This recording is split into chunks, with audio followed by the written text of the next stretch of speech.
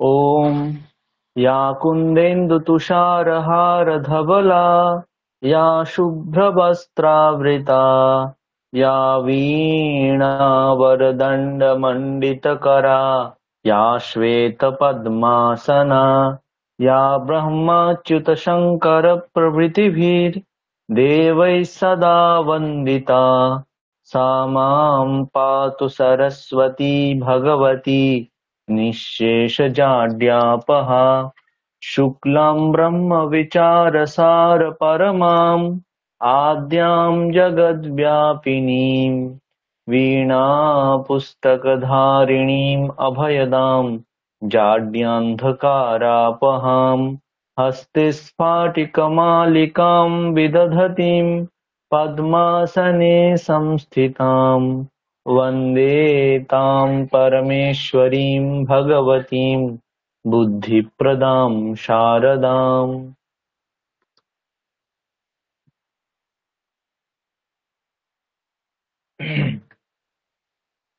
মাঝে কিছু কারণের জন্য আমাদের ক্লাসটা হয়নি।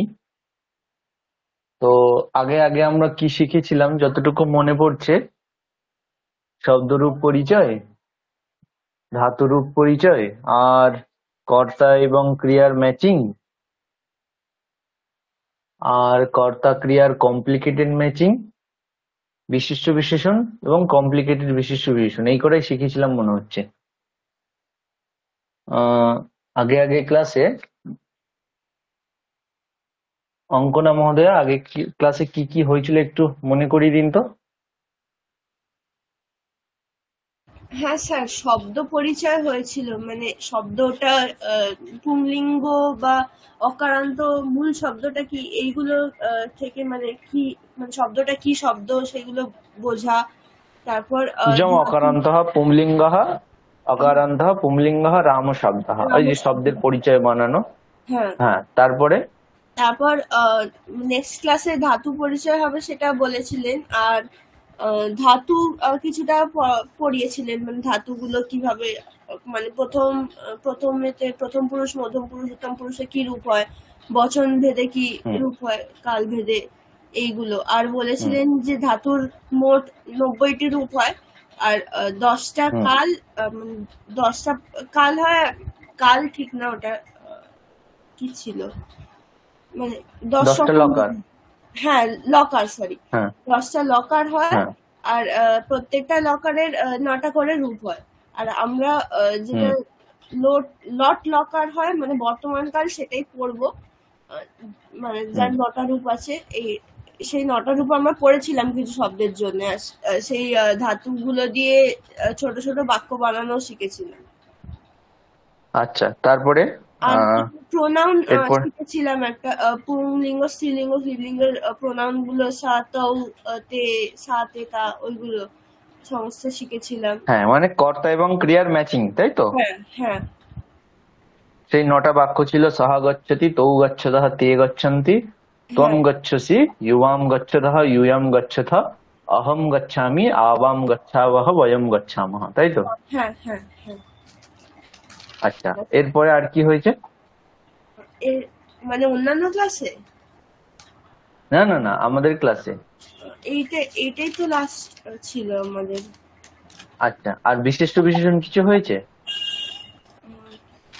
একটু দেখে বলছি।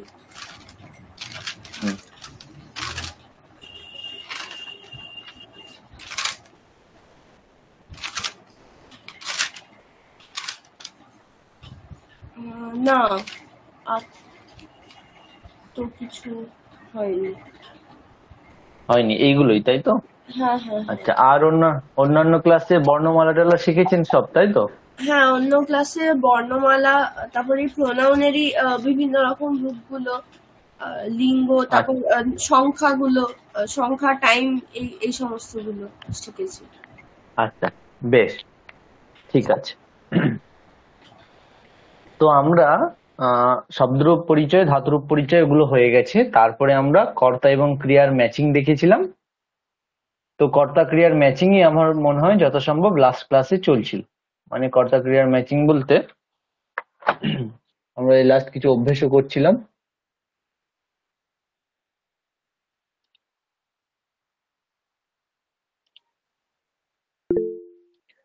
এখান থেকে আশা করি এগুলো আমরা অভ্যেস করেছিলাম। পরের দিন পরে আমরা ওই সেই এক একজনকে ধরছিলাম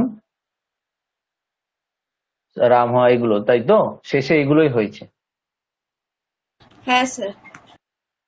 আচ্ছা, তাহলে কি হয়েছিল একবার মনে করিয়ে দিই। কর্তা এবং ক্রিয়ার ম্যাচিং বলতে আমরা বলেছিলাম, আমরা যেমন বাংলাতে বলি যে আমি যাচ্ছি, তুমির ক্ষেত্রে তুমি যাচ্ছ। আমি যাচ্ছ এরকম তো বলি না, মানে যেমন কর্তা তার সাথে ঠিক ক্রিয়াপদের সেই রকম রূপটাই ম্যাচিং করতে হয়। তো সংস্কৃতের ক্ষেত্রে আমরা বলেছি কোন কর্তার সাথে কেমন ক্রিয়া ম্যাচিং করতে হয়। বলেছিলাম যদি কর্তা হিসাবে যদি আমি আমরা থাকি, তাহলে তখন হচ্ছে উত্তম পুরুষের রূপগুলো নিতে হয়। একজন থাকলে একবচন, দুজন থাকলে দ্বিবচন এবং অনেকজন থাকলে বহুবচন। একইভাবে যদি তুমি তোমরা থাকে কর্তা হিসাবে, যেমন তুমি লিখছো, তোমরা দুজন লিখছো, তোমরা লিখছো, তুমি তোমরা যদি কর্তা থাকে, তখন আমরা ক্রিয়াপদের রূপগুলো নিয়েছিলাম মধ্যম পুরুষের। এবং আমি আমরা তুমি তোমরা বাদ দিয়ে জগতে যাই থাকুক না কেন, যে কোনো কর্তাই জগতে থাকুক না কেন, তাহলে সেক্ষেত্রে হবে প্রথম পুরুষের রূপগুলো। এই হচ্ছে ব্যাপার, এটা আমরা শিখেছিলাম। তাহলে আহ আলোকপর্ণা, আলোকপর্ণা মহোদয়া, স্যার। এই যে হ্যাঁ স্যার। নটা বাক্য বলেছিলাম, ওই বাক্য নটা কি মনে আছে? সাহা লিখতি, তৌ লিখতা, এরকম করে করে সে লিখছে, তারা দুজন লিখছে, তারা লিখছে, তুমি লিখছো, তোমরা দুজন লিখছো, তোমরা লিখছো, এবং আমরা আমি লিখছি, আমরা দুজন লিখছি, আমরা লিখছি। নটা বাক্য বলেছিলাম ম্যাচিং করার জন্য, ওই নটা বাক্য কি মনে আছে? হ্যাঁ স্যার, পড়েছি ওটা। মানে আমি তো সেদিন ক্লাসে উপস্থিত ছিলাম না, থাকতে পারিনি। ওটা আমি পড়েছি হ্যাঁ, তারপরে। হ্যাঁ, আচ্ছা, বলতে পারবেন নটা বাক্য? মানে অসমত যুসমত আর স দিয়ে, তাই তো? হ্যাঁ, আসমদ জুসমদ আর ওদিকে তদ, তদ শব্দের তৎ উপর তৎ দিয়ে। আচ্ছা আচ্ছা, ঠিক আছে, হ্যাঁ, চেষ্টা করছি স্যার। হ্যাঁ, ঠিক আছে, ঠিক আছে। হ্যাঁ, হ্যাঁ, स सः लिखति, तौ হ্যাঁ, लिखतः, ते হ্যাঁ, लिखन्ति, হ্যাঁ। तत् लिखसि। তারপরে তৎ ছিল না তো? মধ্যম পুরুষ তো তৎ, স্যার হ্যাঁ, মধ্যম পুরুষের স্যার, তাহলে কি হয়? হ্যাঁ, মধ্যম পুরুষে তো হচ্ছে তৎ ইউবাম আর ইউষ্মাদ হবে মনে হয় যদ্দূর। না, মধ্যম পুরুষে তো এরকম ছিল না। কি ছিল মধ্যম পুরুষে এখানে? তোয়াম, ত্বম, ইউবাম, হ্যাঁ, ইউবাম আর ইয়ম। ইউয়ম। হ্যাঁ, হ্যাঁ, বলুন। হ্যাঁ। ত্বম লিখসি, হ্যাঁ, ইউবাম লিখতः, ইয়ম হ্যাঁ, লিখতः। হ্যাঁ, আর আসমাদে হবে হচ্ছে আহাম লিখামি, হ্যাঁ, আবাম লিখাবহ, হ্যাঁ। আর বয়ম লিখামহ। বাহ, বয়ম লেখামা, গুড। ওকে, আচ্ছা। অর্হনা মহোদয়া, হ্যাঁ স্যার। শব্দরূপ কিছু আমাদের প্রথম থেকে পড়া দেওয়া ছিল। শব্দরূপ, রাম শব্দরূপ মনে আছে? রাম শব্দরূপ।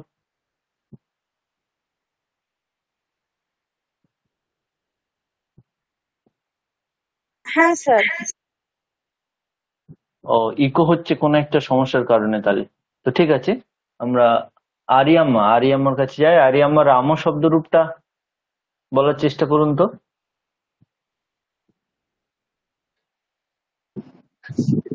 রাম, রামো রামः। রামঃ, রামৌ, রামাহ, তারপরে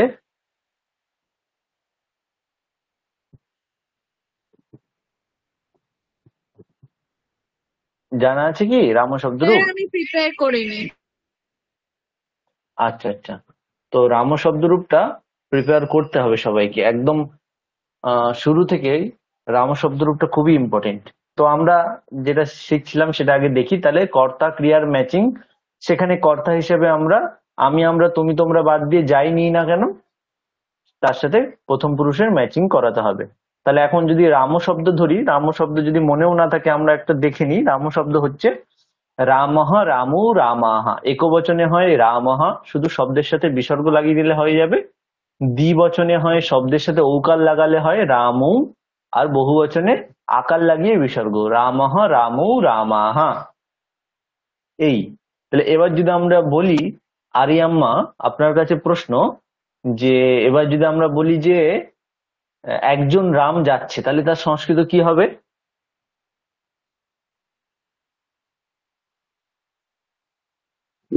স্যার যাচ্ছে কি গচ্ছতি? হ্যাঁ, এই তো গচ্ছতি। এই যে আমরা তো রূপ এতক্ষণ প্র্যাকটিস করলাম, গচ্ছতি, যাওয়া বলতে গচ্ছতি। তাহলে কি হবে? রামঃ গচ্ছতি। বাহ, রামঃ গচ্ছতি। ঠিক আছে। এরপরে ব্রজেশ মহোদয়। হ্যাঁ স্যার। হ্যাঁ, এরপরে রামঃ গচ্ছতি বললো। এখন যদি বলি দুজন রাম যাচ্ছে, রামৌ গচ্ছতঃ। হ্যাঁ, অনেকজন রাম যাচ্ছে, কি হবে ব্রজেশ মহোদয়? আপনি বলুন, অনেকজন রাম যাচ্ছে। রামাহ গচ্ছন্তি। হ্যাঁ, রামাহ গচ্ছন্তি। ওকে। তারপরে চিত্রিতা মহোদয়া। হ্যাঁ স্যার বলুন। আগের দিন যেটা আমরা করেছিলাম ওইটা আরেকবার দেখে নিই অভ্যেসের জন্য। আপনি প্রথম থেকে কয়েকটা বলুন, তারপরে আমরা নতুনগুলো করব। বলুন। রামः গচ্ছতি। লিখতি দিয়ে বলবেন, লিখ আচ্ছা ধাতুর ঠিক এখানে আছে, ব্যবহার ঠিক করে আছে, বলবেন। ঠিক আছে। রামः হ্যাঁ, লিখতি। ত্বম ত্বম লিখসি। গুড। আবাম লিখাবহ। ইয়ম ইয়ম হবে লিখতঃ। লিখথ মধ্যম পুরুষ লিখতা, বিভক্তি। ওকে, হ্যাঁ একদম ঠিক। ইউয়ম লিখতা। আচ্ছা, দীপান্বিতা মহোদয়া। স্যার, আমার একটা কথা বলার ছিল। হ্যাঁ হ্যাঁ, বলুন চিত্রিতা মহোদয়া, বলুন।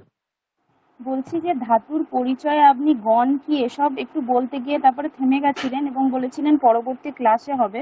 তো ধাতুর পরিচয় সেভাবে কিছু বলা হয়নি আমার যতটুকু মনে হচ্ছে। আচ্ছা, ঠিক আছে। তো এটা অভ্যেসটা শেষে আমরা তাহলে ধাতুর বিষয়ে একটু আলোচনা করে নিচ্ছি। ঠিক আছে স্যার। হুম, দীপান্বিতা মহোদয়া। হ্যাঁ স্যার। হুম, রাম লিখা। হ্যাঁ, তারপরে ঠিক আছে। রাম লিখতাহ। হুম, বয়ম লিখামহ। হুম, अहम लिखामि।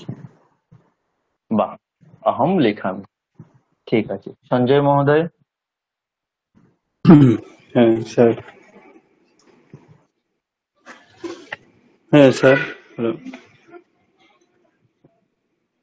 নরাহা।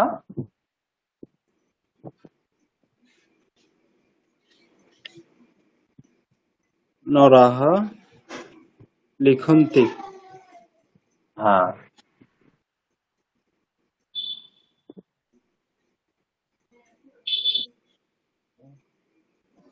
তারপরে তৌ লিখতঃ। হুম,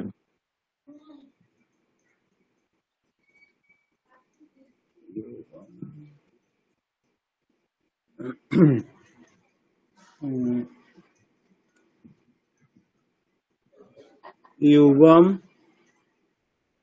লিখতঃ। ইউবাম লিখতঃ। লিখ।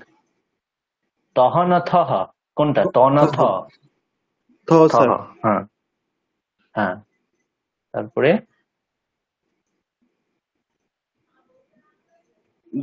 জনৌ লিখতः। হুম, তারপরে সৌমিলি মহোদয়া। স্যার আমার একটা স্যার আপনার হ্যাঁ, যেটা সিলেবাস ছিল বলুন। ওটা স্যার পাইনি সিলেবাসটা আমি, যদি পাঠাতেন স্যার ভালো হতো। সিলেবাসটা না, ক্লাসের যে আমরা করেছি তার পিডিএফটা, কোনটার কথা বলছেন? সিলেবাস স্যার আপনার যেটা সিলেবাস মানে আছে, হ্যাঁ, মানে আমার যেটি আমার পড়াবেন ক্লাসে স্যার কি কি আপনি। পড়ানো হবে? হ্যাঁ হ্যাঁ আচ্ছা স্যার। আচ্ছা, ঠিক আছে ঠিক আছে, পাঠিয়ে দেবো। আচ্ছা হুম, স্যার। সৌমিলি মহোদয়া। হ্যাঁ স্যার। হ্যাঁ, তারপরে স্যার আমার স্ক্রিনটা দেখা যাচ্ছে না, একটু বলবেন কি দেখাচ্ছেন? সাহা। সাহা। হুম সাহা লিখতি। হুম লতা। লতা। আহ,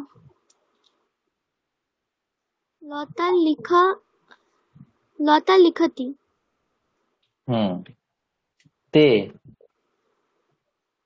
ते लिखन्ति। হুম রমেশাহ रमेशः लिखति। লিখতি। ওকে, ঠিক আছে। তাহলে আপনি আরেকটু তাহলে দরকার হলে কেটে আবার জয়েন করুন, কারণ স্ক্রিনটা দেখা গেলে ভালো বুঝতে সুবিধা হবে। ঠিক আছে। হ্যাঁ স্যার। হুম, আচ্ছা, এবার আমরা আমরা যেটা শিখেছিলাম সেটা হচ্ছে এই যে তৎশব্দের প্রয়োগ থাকলে প্রথম পুরুষের রূপ হবে তৎশব্দ বা যা কিছুই, আমি আমরা থাকলে উত্তম পুরুষ, তুমি তোমরা মধ্যম পুরুষ, বাকি যা থাকে প্রথম পুরুষ। এবার এই জিনিসটা হয়তো বলিনি, এবার আমরা আজকে শিখব যদি কর্তা এক বা অধিক থাকে, যুক্ত থাকে, একটা প্রথম পুরুষের কর্তা একটা মধ্যম পুরুষের কর্তা, এরকম যদি কমপ্লিকেটেড যুক্ত থাকে কর্তা, যেমন আমি বলছি অহম গচ্ছামি, কিন্তু যদি বলে আমি এবং তুমি যাচ্ছি, তখন কি হবে? এগুলো কি শেখানো হয়েছিল অঙ্কনা মহোদয়া? কর্তা যদি মিক্স থাকে, একটা উত্তম না পুরুষের কর্তা একটা মধ্যম পুরুষের কর্তা। না, এটা হয়নি। আচ্ছা বেশ, তাহলে আজকে আমরা এই কর্তার ম্যাচিংটা দেখবো, কমপ্লিকেটেড কর্তার ম্যাচিংটা। তাহলে ধাতুরূপের কিছু পরিচয় বলা বাকি ছিল, ওগুলো শেষে বলছি, যেহেতু প্রসঙ্গ এটা আরম্ভ করেছি, তাহলে এই ম্যাচিংটা আগে শিখে নিই। ব্যাপারটা কি, তাহলে আমরা কি বলেছি, যদি কর্তা হিসাবে অসমত শব্দের রূপ থাকে, অর্থাৎ আমি আমরা কর্তা হিসেবে থাকলে এখানে উত্তম পুরুষের রূপ নেব, তুমি তোমরা কর্তা হিসাবে থাকলে মধ্যম পুরুষের রূপ নেব, এবং আমি আমরা তুমি তোমরা বাদ দিয়ে বাকি যা কিছু কর্তা হিসাবে থাকুক না কেন আমরা প্রথম পুরুষের রূপগুলো নেব। এবার প্রশ্ন হচ্ছে, যদি থাকে আমি এবং তুমি যাচ্ছি, ভালো করে বুঝুন, যদি থাকে আমি এবং তুমি যাচ্ছি, তাহলে সেক্ষেত্রে কর্তা হচ্ছে আমি এবং তুমি, তাহলে সেক্ষেত্রে আমরা ক্রিয়াপদ কোনটা নেব? আমিকে যদি নিই তাহলে তো গচ্ছামি হওয়ার কথা, আর তুমিকে যদি নিই তাহলে গচ্ছসি হওয়ার কথা। এখানে তো দুটোই রয়েছে, আমি এবং তুমি দুটোই রয়েছে। সেক্ষেত্রে আমরা ক্রিয়াপদ কোনটা নেব? উত্তম পুরুষের নেব আমিটাকে আশ্রয় করে, না তুমিটাকে আশ্রয় করে মধ্যম পুরুষের নেব? কি হতে পারে বলে মনে হয় চিত্রিতা মহোদয়া, কি হতে পারে বলে মনে হয়? সেক্ষেত্রে তো একটা সংশয়, সেক্ষেত্রে কি হতে পারে চিত্রিতা তখন মহোদয়া?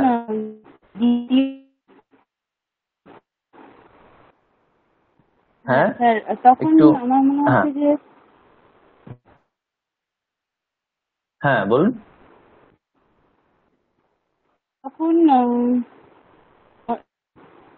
তুমি যাচ্ছিটাই অ্যাপ্রোপ্রিয়েট হবে না, মানে তুমি মানে আমি এবং তুমি যাচ্ছি যদি বলা হয়, তাহলে সেক্ষেত্রে আমরা আমি এবং তুমি অহম ত্বম বলে গচ্ছসি বলবো, তাই তো? মানে তুমিটাকে আশ্রয় করে ক্রিয়াপদ নেব।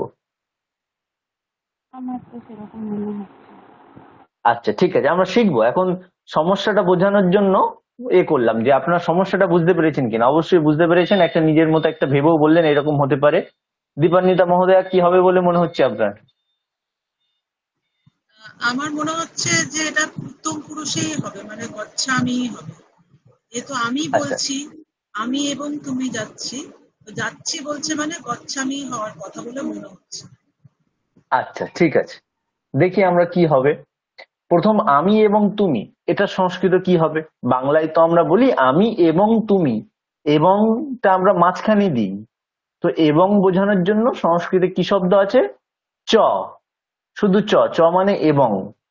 কিন্তু বিশেষ হচ্ছে যে বাংলায় আমরা এবংটা মাঝখানে বসাই, আমি এবং তুমি। কিন্তু সংস্কৃতের ক্ষেত্রে এবং বোধক যে চ শব্দ, সেটা মাঝখানে বসে না। কোথায় বসে? দ্বিতীয় শব্দের পরে বসে, 2 নম্বর যে শব্দটা তার পরে বসে। তাহলে আমি এবং তুমি সংস্কৃতে কি হবে সৌমিলি মহোদয়া? আমি এবং তুমি তাহলে সংস্কৃতে কি হবে? অহম তুম। আর এবং বোধক যে শব্দ সেটা বললেন কোথায়? অহম তুম চ। হ্যাঁ, তাহলে আমি এবং তুমি বোঝাতে সংস্কৃতে তাহলে হবে অহম ত্বম চ। তাহলে এইটুকু আমরা অনুবাদ করলাম যে আমি এবং তুমি মানে অহম ত্বম চ। এবার প্রশ্ন হচ্ছে যে আমি এবং তুমি যাচ্ছি যখন আমরা বলছি, তাহলে এবার আমরা ক্রিয়াপদ কাকে অনুসরণ করে নেব? এটা একটা বড় ধরনের প্রশ্ন। তাহলে আমরা প্রথমে আগে নিয়ম বলি, নিয়ম বললে সুবিধা হবে। নিয়মটা বলে দিই, দিয়ে তারপরে বাংলার সাথে বুঝিয়ে বলে দেবো। নিয়মটা হচ্ছে তৎশব্দ, ইউষ্মৎ শব্দ এবং অস্মৎ শব্দ। তৎশব্দ, ইউষ্মৎ শব্দ এবং অস্মৎ শব্দ সবগুলোর মধ্যে সব থেকে বেশি পাওয়ারফুল বা সব থেকে বেশি শক্তিশালী হচ্ছে অস্মৎ শব্দ। তারপরে শক্তিশালী হচ্ছে 2 নম্বরে আছে ইউষ্মৎ শব্দ, এবং সব থেকে কম শক্তিশালী হচ্ছে তৎশব্দ। মানে আমাকে কি দেখতে হবে? এই 3টে শব্দের মধ্যে সব থেকে শক্তিশালী হচ্ছে অস্মৎ শব্দ। তাহলে যদি অস্মৎ শব্দ থাকে তাহলে চোখ বন্ধ করে অস্মৎ শব্দকে অনুসরণ করে করতে হবে। যদি ইউষ্মৎ থাকে, তদ এবং ইউষ্মৎ দুটোর মধ্যে, তাহলে ইউষ্মৎকে অনুসরণ করে করতে হবে।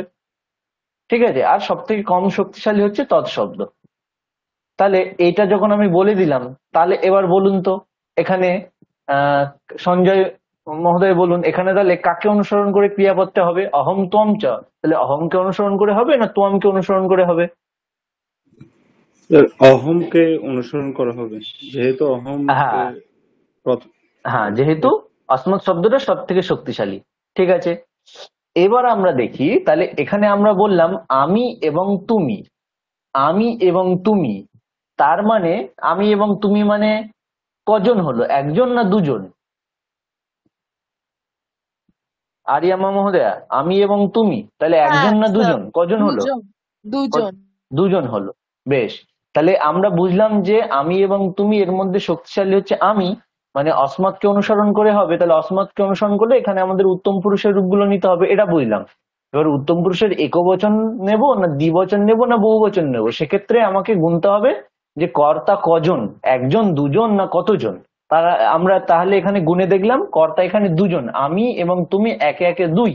তাহলে 2 হলে এখানে আমাদের উত্তম পুরুষের দ্বিবচন নিতে হবে। তাহলে আমাদের বাক্যটা কি হবে? অহম ত্বম চ। গচ্ছাবহ। বাহ, একদম ঠিক, অহম ত্বম চ গচ্ছাবহ। বেশ, একই নিয়মে, একই যে আমরা যে নিয়ম বললাম সেই নিয়ম খাটিয়েই ব্রজেশ মহোদয় আপনি একটা বাক্য বলবেন, যে আমি বাংলায় বলবো, আপনি সেটাকে একদম নিয়ম খাটিয়ে সংস্কৃতে ঠিকঠাক বলবেন। বলুন তো দেখি, যে তুমি এবং সে যাচ্ছে, তুমি এবং সে যাচ্ছে কি হবে? তুমি এবং সে যাচ্ছে। হ্যাঁ, ত্বম সহ হুম চ হুম গচ্ছতঃ। তহ না থহ কোনটা? গচ্ছতঃ। বা হ্যাঁ, একদম ঠিক, গচ্ছতঃ। কেন হলো তাহলে একটু বুঝিয়ে দিন। এখানে আপনি বলেছিলেন যে অস্মদের পরে যুষ্মতি হচ্ছে একটুখানি হ্যাঁ প্রাধান্য পায়, তো সেক্ষেত্রে হ্যাঁ ওটা মধ্যম পুরুষের জন্য আমরা যে একবচন দ্বিবচন বহুবচনের সারিটা আছে তার মধ্যে সে হুম এবং তুমি যেহেতু দুজন দ্বিবচনটা নেবো। হুম বাহ, একদম ঠিক। ওকে, আচ্ছা। এরপরে এরপরে আমরা আলোকপর্ণা মহোদয়ের কাছে যাবো। আলোকপর্ণা মহোদয়, আপনি বলবেন একটু কঠিন, আরো একটু কঠিন। আহ সেটা হচ্ছে, সে, তুমি এবং আমি যাচ্ছি। সে, তুমি এবং আমি যাচ্ছি, কি হবে?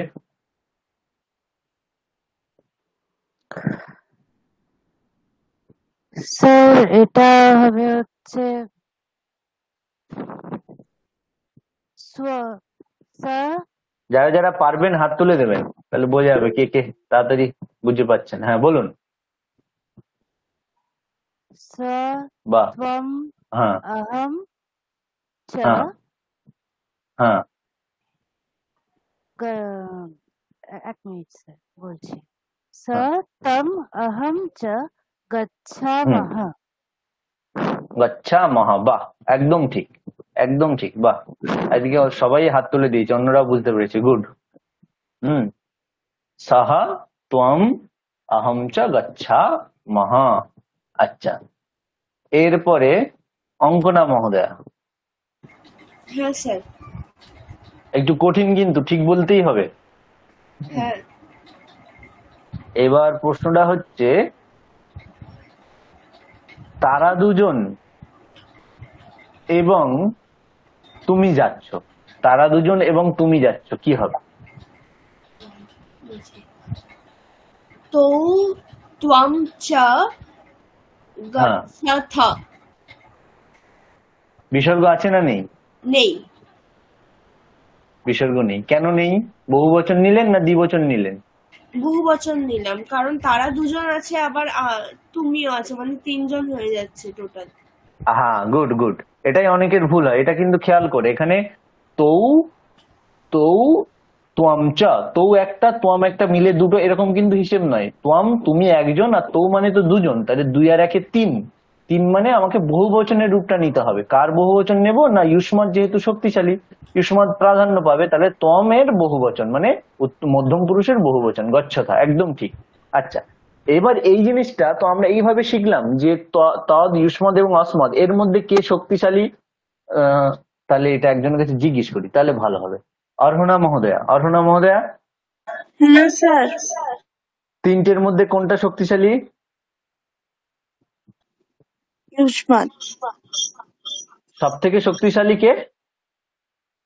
আসমান। আচ্ছা, অসমত, তারপরে ইউষ্মত, তারপরে তদ। বেশ, এবার এটা কিভাবে হলো এইটা একটু বুঝে নিন। ধরুন আমি সংস্কৃত বাদ দিই, বাংলায় বলি। বাংলাতে যদি বলি তুমি এবং আমি যাচ্ছি, তাহলে এই তুমি এবং আমি মিলে বাংলাতে কি হয়? তুমি এবং আমি মিলে আমরা দুজন হয় না তোমরা দুজন হয়? তুমি এবং আমি যাচ্ছি মানে তোমরা দুজন যাচ্ছি বলি, না আমরা দুজন যাচ্ছি? কি হয় আমরা অঙ্কনা মহোদয়া? দুজন যাচ্ছি বলে। হ্যাঁ, আমরা দুজন যাচ্ছি। বেশ, তাহলে বাংলাতে কি হয়? তুমি এবং আমি মিলে আমরা দুজন হয়। তার মানে আমাদের সেই জন্যই আমরা সংস্কৃতে বললাম যে ইউষ্মদ এবং অস্মদের মধ্যে অস্মদকে অনুসরণ করতে হয়। একইভাবে যদি আমরা বলি সে এবং তুমি যাচ্ছ, সে এবং তুমি, তাহলে সেখানেও আমরা বলি সে এবং তুমি মিলে দুজন মিলে হয়ে গেল তোমরা দুজন। তারা দুজন বলি না, হ্যাঁ স্যার। সে এবং তুমি মানে তোমরা দুজন। এইরকমই, তাহলে এইরকম ভাবে কি হয় আমাদের, আজকে আমরা শিখলাম কর্তা এবং ক্রিয়ার ম্যাচিং, তো আমরা আগেই শিখেছিলাম। আজকে আমরা তাহলে কি শিখলাম? কমপ্লিকেটেড কর্তার ম্যাচিং, মানে কর্তা যদি মিশে থাকে, কোনো একটা উত্তম পুরুষের কর্তা একটা মধ্যম পুরুষের কর্তা এরকম যদি মিশে থাকে, তাহলে আমরা এইভাবে ক্রিয়াপদটা বের করব। হুম, তো আর কে বাকি রইলো? আরিয়াম্মা মহোদয়া, হ্যাঁ স্যার। এবার বলুন যে তাহারা এবং আমি যাচ্ছি। তাহারা এবং আমি যাচ্ছি। ते अहम হ্যাঁ হ্যাঁ, गच्छामः। এবংটা বললেন না তো? ते अहम च गच्छामः। সরি। আচ্ছা, বেশ। এবং তাহারা এবং তোমরা যাচ্ছ, কি হবে? ते হুম यूयम হুম च गच्छथ। বিসর্গ আছে না নেই? বিসর্গ নেই যেহেতু বহু বচন। বাহ, একদম ঠিক হয়েছে। তাহলে এই হচ্ছে আমাদের একদম সোজা। এখানে তো আর কারোর মনে হয় সংশয় নেই, থাকলে অবশ্যই জিজ্ঞেস করে নেবেন। তাহলে আমরা কি বললাম, যে আগে আমাদের যে কর্তার মধ্যে আমরা দেখবো উত্তম পুরুষ আছে কিনা, মানে অসমত আছে কিনা, আমরা কেউ আছে কিনা। যদি থাকে তাহলে ওকেই আমরা অনুসরণ করব, না থাকলে বিসমত আছে কিনা দেখবো, না থাকলে এবার তদ শেষমেশ যা পড়ে থাকে তদ বা রাম যাই কিছু। তাহলে এরকম ভাবে যখন কমপ্লিকেটেড কর্তা হবে তখন আমাদের এইভাবে ম্যাচিং করতে হবে। বেশ, এ বিষয়ে আশা করি আর প্রশ্ন নেই। এটা হলো। এবার আমরা শব্দরূপের পরিচয় শিখেছিলাম, ধাতুরূপ বিষয়ে পরিচয় একটু বাকি ছিল, ওইটা একটুখানি করছি। তাহলে আমাদের কি কি বিষয় হবে, শব্দরূপ পরিচয়, ধাতুরূপ পরিচয়, তারপরে কর্তা এবং ক্রিয়ার ম্যাচিং, আর আজকে আমরা শিখলাম কর্তা, কমপ্লিকেটেড কর্তার মানে যুগ্ম কর্তার সাথে ক্রিয়ার ম্যাচিং। এই হলো আমাদের মোট 4টে জিনিস আপাতত হয়েছে। তো যে ক্রিয়াপদের যে পরিচয় সেই বিষয়ে আজকে আমরা আরেকটু দেখছি। আগের দিন আমরা কিছু কিছু বলেছিলাম, আজকে আরেকটু দেখছি ক্রিয়াপদের পরিচয়। তো প্রথমে হচ্ছে আলোক প্রণাম মহোদয়া, আপনি ক্রিয়া বিষয়ে যতটুকু আমরা আলোচনা করেছিলাম কতটুকু কি করেছিলাম কি একটু বলুন তো, কতটুকু মনে আছে?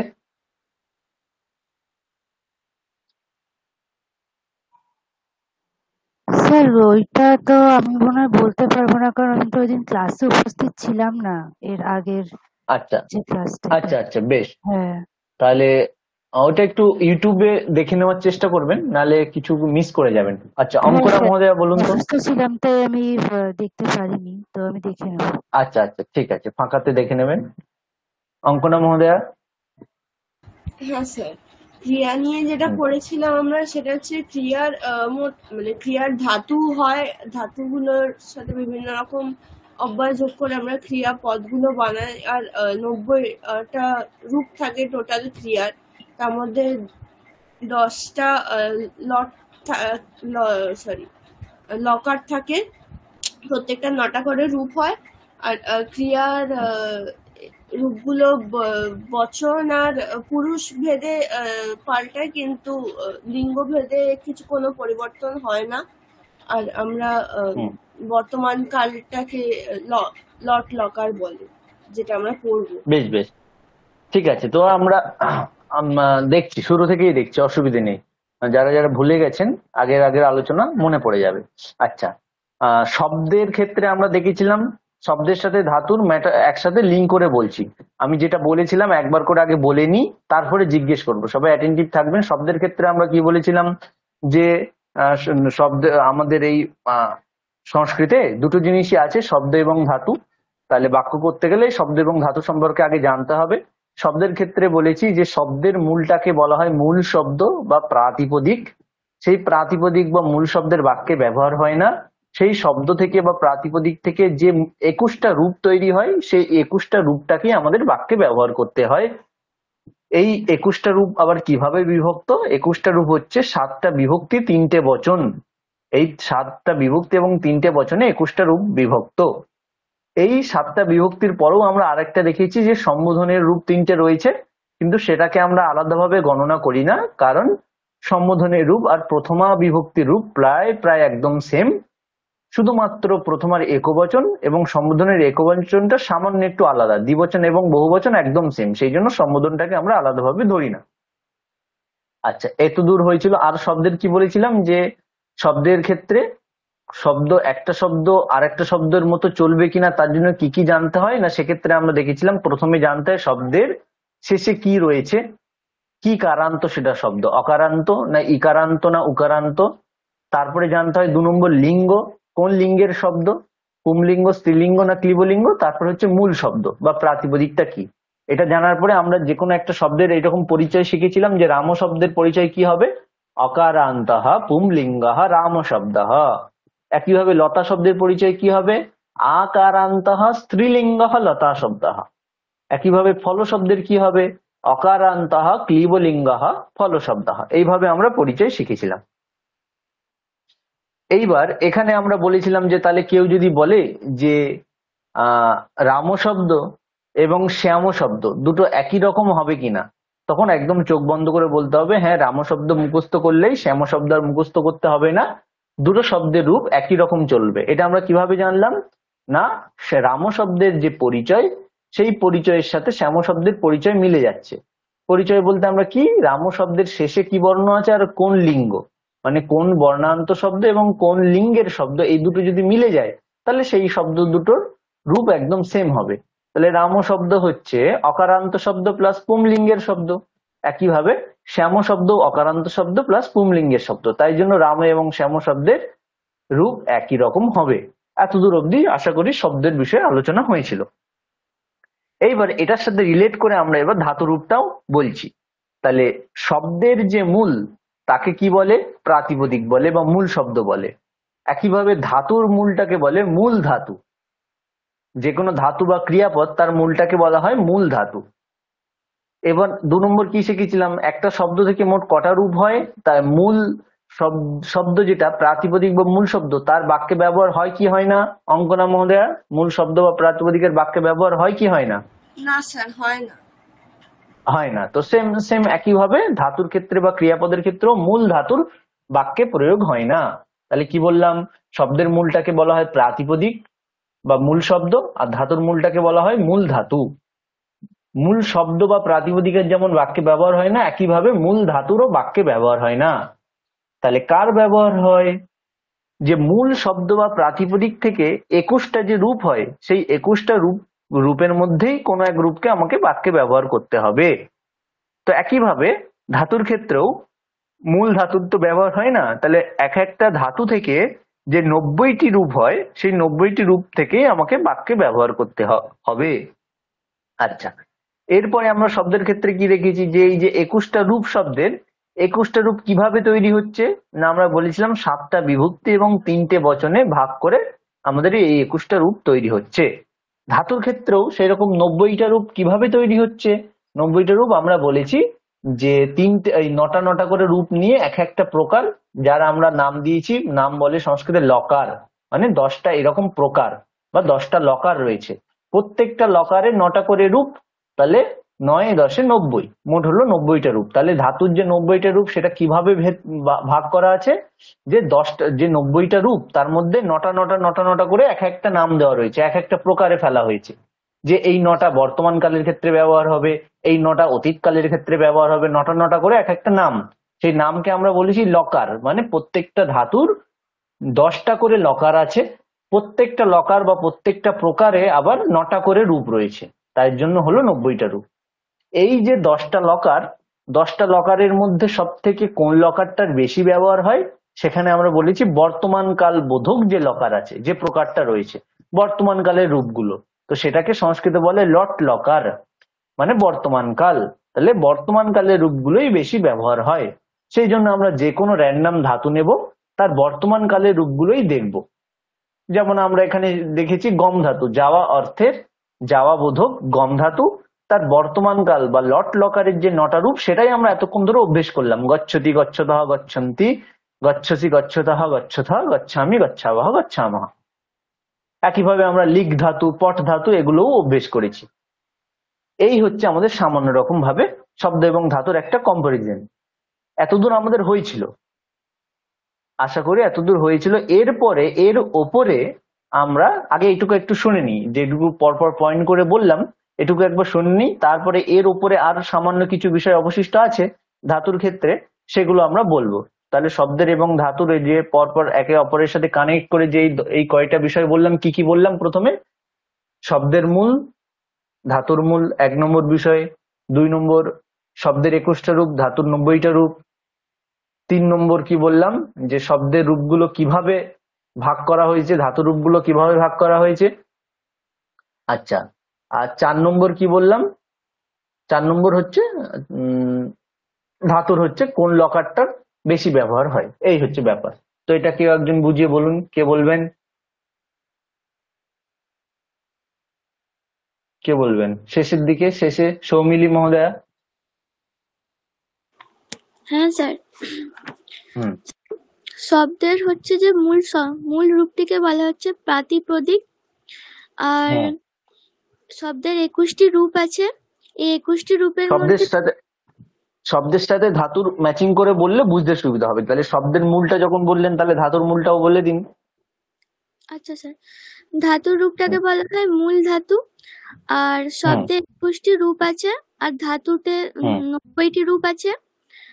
হুম আর এই 21টি রূপকে আমরা 7টি বিভক্তি, 3টি বচন এবং সম্বোধনে ভাগ করি। আর হুম সেরকম ধাতুর হচ্ছে 9টা রূপ। এই 90টা রূপকে 9টা রূপে 9টা করে ভাগ করে তার মধ্যে থেকে লকার প্রকার আছে। আর লকারের মধ্যে লকার মানে বর্তমান কালটা বেশি ব্যবহৃত হয়ে থাকে। হ্যাঁ, ধাতুর ক্ষেত্রে আমরা কি বললাম যে ধাতুরও মোট 90টা রূপ হয়। এই 90টা রূপ আবার 9টা করে ভাগ করা রয়েছে। তাহলে 9টা করে এরকম 10টা 9টা করে ভাগ করা আছে। তার মানে ধাতুর ক্ষেত্রে আমরা বলবো যে ধাতুর রূপ যে 90টা হয় সেটা 9টা করে ভাগ আছে। ওই প্রত্যেকটা ভাগের নাম দেওয়া হয়েছে লকার। তাহলে আমরা বলতে পারি যে কোনো ধাতুর 10টা লকার হয়। ঠিক আছে, মানে 10টা প্রকারের রূপ হয়। তা যে কোনো ধাতুর 10টা লকার হয়। প্রত্যেকটা লকারে তাহলে কটা করে রূপ দাঁড়ালো সৌমিলি মহোদয়া? 90টি। প্রত্যেকটা লকারে কটা করে রূপ দাঁড়ালো? মোট তো 90টা রূপ, 10টা লকার, তাহলে প্রত্যেকটা লকারে কটা করে রূপ? 9টা। 9টা। বেশ। আর বর্তমান কাল বোঝাতে কোন লকারের ব্যবহার হয়? লট লকার। লট লকার। ওকে, ঠিক আছে, এইটুকু। আচ্ছা, এরপরে তাহলে এটা হচ্ছে শব্দ এবং ধাতুর একটা ওভারঅল একটা পরিচয় হলো। এরপরে আমরা যেমন শব্দের ক্ষেত্রে দেখেছি যে রাম শব্দ মুখস্থ করলে শ্যাম শব্দ আর মুখস্থ করতে হচ্ছে না। কারণ কি? রাম শব্দ এবং শ্যাম শব্দের রূপ একই হয়। কারণ আমরা দেখেছি যে যে শব্দের শেষের বর্ণ এবং লিঙ্গ একই থাকে তাদের রূপ একই হয়। যেমন আমরা রামের ক্ষেত্রে পরিচয় দেখেছি অকারান্ত শব্দ প্লাস পুংলিঙ্গ শব্দ। একই ভাবে শ্যাম শব্দ অকারান্ত শব্দ প্লাস পুংলিঙ্গ, তাই জন্য এদের রূপ সমান হয়। তাই জন্য রাম শব্দ মুখস্থ করলে শ্যাম শব্দ আর মুখস্থ করতে হবে না। একইভাবে ধাতুর ক্ষেত্রেও আমরা কি দেখি, তোমার জগতে তো হাজার হাজার ক্রিয়াপদ রয়েছে, সবগুলোকে আমরা মুখস্থ করতে যাব? অবশ্যই যাব না। তাহলে ধাতুর ক্ষেত্রেও এরকম কি আছে, কয়েকটা স্যাম্পেল করলে হয়ে যায়, আর বাকিগুলো করতে হয় না। আমরা দেখেছি, আমরা যে অভ্যেস করেছি তার মধ্যেই গচ্ছতি গচ্ছতঃ গচ্ছন্তি, লিখতি লিখতঃ লিখন্তি, পঠতি পঠতঃ পঠন্তি, হ্যাঁ, চলতি চলতঃ চলন্তি, বদতি বদতঃ বদন্তি, সব একই রকম হয়। তাহলে একটা করলেই হয়ে যায়। তাহলে এর ক্ষেত্রেও কি বিষয়গুলো রয়েছে, তো সেটা এবার বলছি। ধাতুর ক্ষেত্রেও ধাতু প্রথম আমাদের বোঝার জন্য আমরা আমাদের মতো করে বলছি, বোঝার জন্য সোজা করে বলার চেষ্টা করছি। দুই রকমের ধাতু, একটা হচ্ছে পরস্মৈপদী আর একটা হচ্ছে আত্মনেপদী। ধাতুর ক্ষেত্রে আমরা সংক্ষেপে এইভাবে বলবো যে দুই রকমের ধাতু, একটা হচ্ছে পরস্মৈপদী আর একটা আত্মনেপদী। আর একটা প্রকার বলতে পারি উভয়পদী, উভয়পদীটাও বলি উভয়পদী। তাহলে শব্দের ক্ষেত্রে আমরা তিনটে লিঙ্গ হয়, পুংলিঙ্গ, স্ত্রীলিঙ্গ, ক্লীবলিঙ্গ, যেটা আমরা আগে দেখিয়েছি। কিন্তু ধাতুর ক্ষেত্রে আমরা এইভাবে আগে ভাগ করব। কিভাবে? পরস্মৈপদী এক প্রকার ধাতুর নাম পরস্মৈপদী, আর এক প্রকার ধাতুর নাম আত্মনেপদী, আর এক প্রকার ধাতুর নাম উভয়পদী। তাহলে এই হচ্ছে তিন প্রকারের ধাতু। এর মধ্যে পরস্মৈপদী কাকে বলবো? একদম সোজাভাবে যে ধাতুর রূপটাতে আমরা তি দেখবো সেই ধাতুকে আমরা পরস্মৈপদী ধাতু বলবো। তি, তয়হস্যিকারের তি। আমরা যে কোনো ধাতুর কোন লকারের রূপ দেখি? বর্তমান কালের রূপ দেখি। তো বর্তমান কালের যে 9টা রূপ, তার মধ্যে যে একদম প্রথম রূপ, যেমন পট ধাতুর পঠতি, খাওয়া অর্থে খাদ ধাতুর খাদতি, যাওয়া অর্থে গম ধাতুর গচ্ছতি, বলা অর্থে বদ ধাতুর বদতি। একদম এই যে লট লকারের 9টা রূপের মধ্যে যে প্রথম রূপটা, এই প্রথম রূপটার শেষে যদি তয়হস্যিকারের তি থাকে, তাহলে আমরা সেই রকম ধাতুগুলোকে বলবো এই ধাতুগুলো হচ্ছে একটা ক্যাটাগরাইজড। কোন ক্যাটাগরি মধ্যে পড়ে? না, পরস্মৈপদী রূপ যে ক্যাটাগরি, যে নাম, তার মধ্যে পড়ে। তাহলে কি বললাম? যে ধাতুগুলোর লট লকারের প্রথম রূপটাতে আমরা শেষে দেখবো তি আছে, যেমন খাদতি, চলতি, লিখতি, বদতি, পশ্যতি, গচ্ছতি, ভজতি, অর্চতি, পূজয়তি, চালয়তি, যাই কিছু যদি শেষে তি থাকে, তাহলে এদেরকে আমরা বলবো এরা হচ্ছে পরস্মৈপদী ধাতু। বোঝা গেল একটা। দু নম্বর ক্যাটাগরি হচ্ছে, আমরা দেখতে পাচ্ছি নাম লেখা আছে, 2 নম্বরের নাম কি লেখা আছে? আত্মনেপদী। আত্মনেপদী। 2 নম্বর ধাতুর নাম হচ্ছে আত্মনেপদী। এই ধাতুগুলো কোনগুলো? না, যে ধাতুর একইভাবে যে ধাতুর লট লকারের প্রথম রূপটার শেষে তে দেখতে পাবো, তয়কারের তে, তাদেরকে আমরা বলবো আত্মনেপদী। যেমন আমরা দেখেছি সেবতে, সেবতী হয় না কিন্তু, যেমন পঠতি লিখতি গচ্ছতি সেরকম সেবতী হয় না, সেবা করা অর্থে সেবতী হয় না, কি হয়? সেবতে। বর্ধতে, বেড়ে উঠছে, বালকটি আস্তে আস্তে বড় হচ্ছে বা গাছটি বড় হচ্ছে, সেখানে বর্ধতি হয় না, বর্ধতে। তারপরে এ ধতে, এ ধতেও মানে বড় হয়ে ওঠা, ছেলেটি আস্তে আস্তে বড় হচ্ছে, তাহলে সেখানে এ ধতে, এধতি হয় না। তারপরে সে রাস্তায় যেতে যেতে টাকা পয়সা লাভ করলো, লাভ করা অর্থে লভতে, লভ ধাতুর লভতে, তি হয় না, তে। তাহলে এইরকম আমরা পড়তে পড়তে দেখবো অনেক অনেক ধাতু আছে যেগুলো রূপ, প্রথম রূপটাতে আমরা তি পাই, তাদেরকে বলবো পরস্মৈপদী ধাতু। যেগুলো আমরা তে পাই তাকে বলবো আত্মনেপদী ধাতু। যেমন আমরা পড়লাম লভতে, এধতে, বর্ধতে, সেবতে, সেতে, শোয়া অর্থে সেতে, এরকম তে আছে, তাহলে এদেরকে বলবো আত্মনেপদী ধাতু। আর উভয়পদী ধাতু কাকে বলবো? নাম শুনেই বোঝা যাচ্ছে, উভয়। উভয় মানে এটার প্রথম ক্যাটাগরি এবং দ্বিতীয় ক্যাটাগরি দুটোর মিক্সড। যেগুলো মিক্সড, যেগুলো বলতে যে ধাতুর লট লকারের প্রথম রূপটাতে শেষে আমরা তিও দেখতে পাই, আবার কখনো কখনো তেও দেখতে পাই, মানে কখনো কখনো পরস্মৈপদী, কখনো কখনো আত্মনেপদী, উভয়টাই হয়, সেই জন্য তাকে আমরা বলবো উভয়পদী।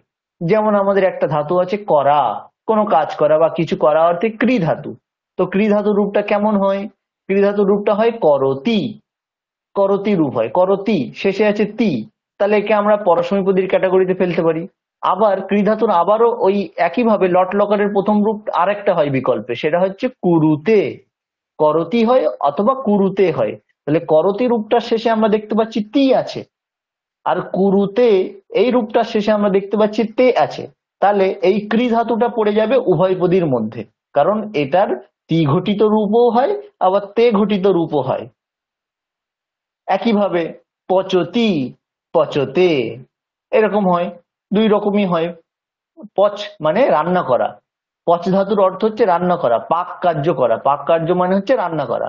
পচতি মানে রান্না করছে, আবার পচতে সেটাও মানেও রান্না করছে। তাহলে পচ ধাতু দেখেছি তি ঘটিতও রূপ হয়, তে ঘটিতও রূপ হয়, তাহলে সেই রকম ধাতুকে আমরা কি বলবো? উভয়পদী রূপ, উভয়পদী ধাতু। তাহলে আমাদের কাজ হচ্ছে পরস্মৈপদী ধাতুর একটা স্যাম্পল ভালো করে মুখস্থ করা, যেটা আমরা অলরেডি করেছি। গম ধাতু অথবা লব ধাতু, ওই গম ধাতু অথবা পট ধাতু অথবা লিক ধাতু, যেটা আমরা অভ্যেস করলাম, একটা খুব ভালো করে মুখস্থ করে রেখে দিতে হবে। পঠতি পঠতা পঠন্তি, পঠসি পঠতা পঠতা, পঠামি পঠাবা পঠামহ, হয়ে গেল পরস্মৈপদীর একটা স্যাম্পল। একইভাবে আত্মনেপদীর একটা স্যাম্পল মুখস্থ করতে হবে। কি করব আমরা? একটা নি সেব ধাতু, দন্তস্ব একার ব, সেব ধাতু, সেটার একটা স্যাম্পল মুখস্থ করতে হবে। সেটা যেহেতু পরস্মৈপদীর মতো চলবে না, কারণ পরস্মৈপদী তি ঘটিত রূপ আর আত্মনেপদী হচ্ছে তে ঘটিত রূপ, তাহলে আত্মনেপদীর জন্য একটা স্যাম্পল মুখস্থ করতে হবে। যেমন সেব ধাতু, সেবতে, সেবেতে, সেবন্তে, সেবসে, সেবেথে, সেবধ্বে, সেবে, সেবাবহে, সেবামহে, এরকম একটা আত্মনেপদী। এটা মুখস্থ করিয়ে নেবো আস্তে আস্তে, তাহলে আত্মনেপদী হয়ে গেল একটা। আর উভয়পদী, উভয়পদীর স্যাম্পল তো মুখস্থ করার দরকার নেই, কারণ উভয়পদী বলতে তার পরস্মৈপদী তি ঘটিত রূপও হয়। যখন তি ঘটিত রূপ হবে তখন আমরা এই পরস্মৈপদীর যে স্যাম্পলটা মুখস্থ করে রেখেছি তার মতোই ওটাকে চালাবো। যখন এটা তে ঘটিত রূপ হবে তখন আত্মনেপদীর যে স্যাম্পলটা মুখস্থ করে রেখেছি তার মতোই চালাবো। তাহলে আলটিমেটলি আমাদের ধাতুর ক্ষেত্রে দুই রকমের ধাতু মনে রাখতে হবে, একটা হচ্ছে পরস্মৈপদীর একটা স্যাম্পল মনে রাখতে হবে, আত্মনেপদীর একটা স্যাম্পল মনে রাখতে হবে। বেশ, এরপরে আবার পরে বলছি, যতটুকু বললাম দেখি মনোযোগ সহকারে সবাই শুনেছে কিনা। সঞ্জয় মহোদয়, হ্যাঁ, হ্যালো স্যার। তাহলে ধাতুকে আমরা সামান্যভাবে কয় ভাগে ভাগ করতে পারি? ধাতুকে আমরা 3 ভাগে ভাগ করতে পারি। কি কি? একটি একটি হচ্ছে পরস্মৈপদী, তারপর হ্যাঁ আত্মনেপদী আর হ্যাঁ, উভয়পদী। বেশ, গুড, ঠিক আছে। দীপান্বিতা মহোদয়া,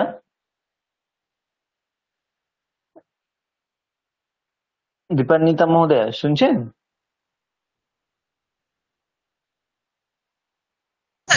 হ্যাঁ স্যার, শোনা যাচ্ছে? হ্যাঁ হ্যাঁ হ্যাঁ।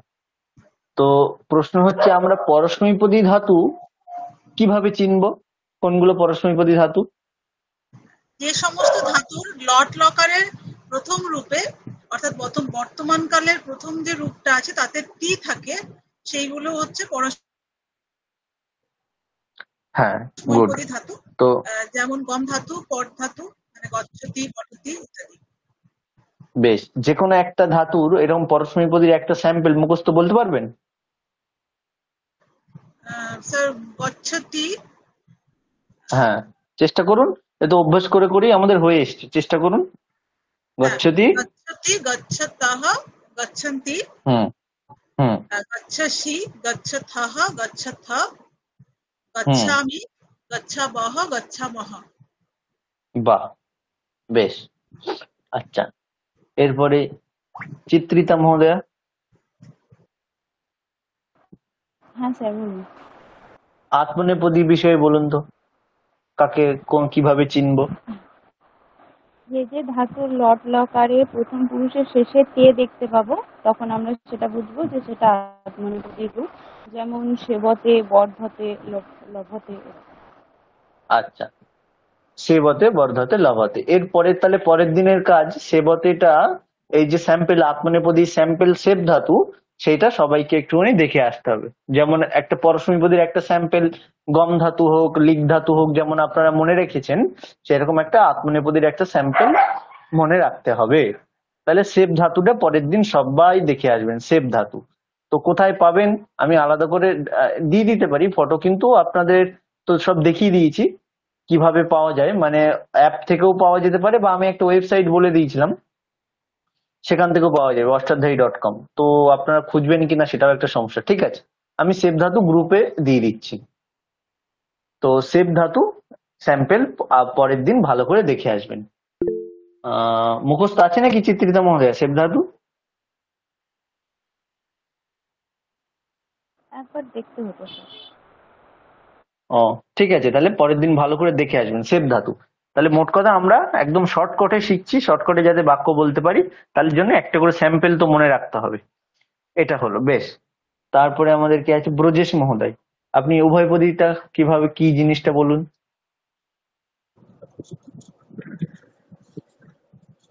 উভয়পদী হুম, স্যার এটা বলতে পারবো না। উভয়পদী একদম তো সোজা, আপনি শোনেননি তাহলে মন দিয়ে, মনে হচ্ছে একদম সোজা, এটা কঠিন উভয়পদীটা কিছু আমি নেই তো। হ্যাঁ, খেয়াল ছিল না নাকি এদিকে? না স্যার দেখছিলাম, তবে মিস হয়ে গেছে। তাহলে আমি শুধু পরস্পদী আর আত্মনপদীটা শুনেছি, যে লট আচ্ছা, লকারের তাহলে ওইটার শেষে টি থাকতে হবে, এটা শেষে টি থাকতে হবে। ও বেশ, তাহলে উভয়পদীটা আরিয়াম্মা বলুন, আরিয়াম্মা মহোদয়া। স্যার উভয়পদীতে লট লকারের ফার্স্ট ফর্মটায় না, ফার্স্ট ফর্মটায় না, টি আর টেতে যখন একই মিন করছে ধাতুটা, তখন সেটাকে উভয়পদী বলেন। বললেন, কিন্তু আরো ক্লিয়ার করতে হতো। কিভাবে বলতে হবে, যে যে ধাতুর বর্তমান কালের প্রথম রূপটাতে কখনো কখনো প্রথম রূপটা আমরা ত্রিঘটিত রূপ দেখি, আবার কখনো কখনো ওটা তে ঘটিত রূপ দেখি। যেমন আমরা উদাহরণ দিয়েছি ক্রি ধাতু, করা অর্থে ক্রি ধাতু, তার লট লকারের প্রথম রূপটা করতি হয়, তাহলে এটা ত্রিঘটিত রূপ। আবার বিকল্পে মানে করতি যেমন হয় সেরকম আবার ওখানে কুরুতে এরকম রূপও হয়, দুটো রূপ হয়, করতি অথবা কুরুতে। তাহলে এখানে স্যার আমরা দুটো দেখলাম আলাদা ত্রিঘটিত মানে রূপ। আছে? না, একই মানে, একই মানে, আচ্ছা দুটোর আচ্ছা। একই মানে, দুটোর একই মানে, কিন্তু দুই রকমের রূপ হয়। পরস্মৈপদী মানে ত্রিঘটিত রূপও আমরা দেখতে পাই, আবার তে ঘটিত রূপও দেখতে পাই। যেমন আমরা দেখলাম ক্রি ধাতু, তারপর লট লকার বা বর্তমান কালের একদম প্রথম রূপটাতে করতি হয় অথবা কুরুতে হয়।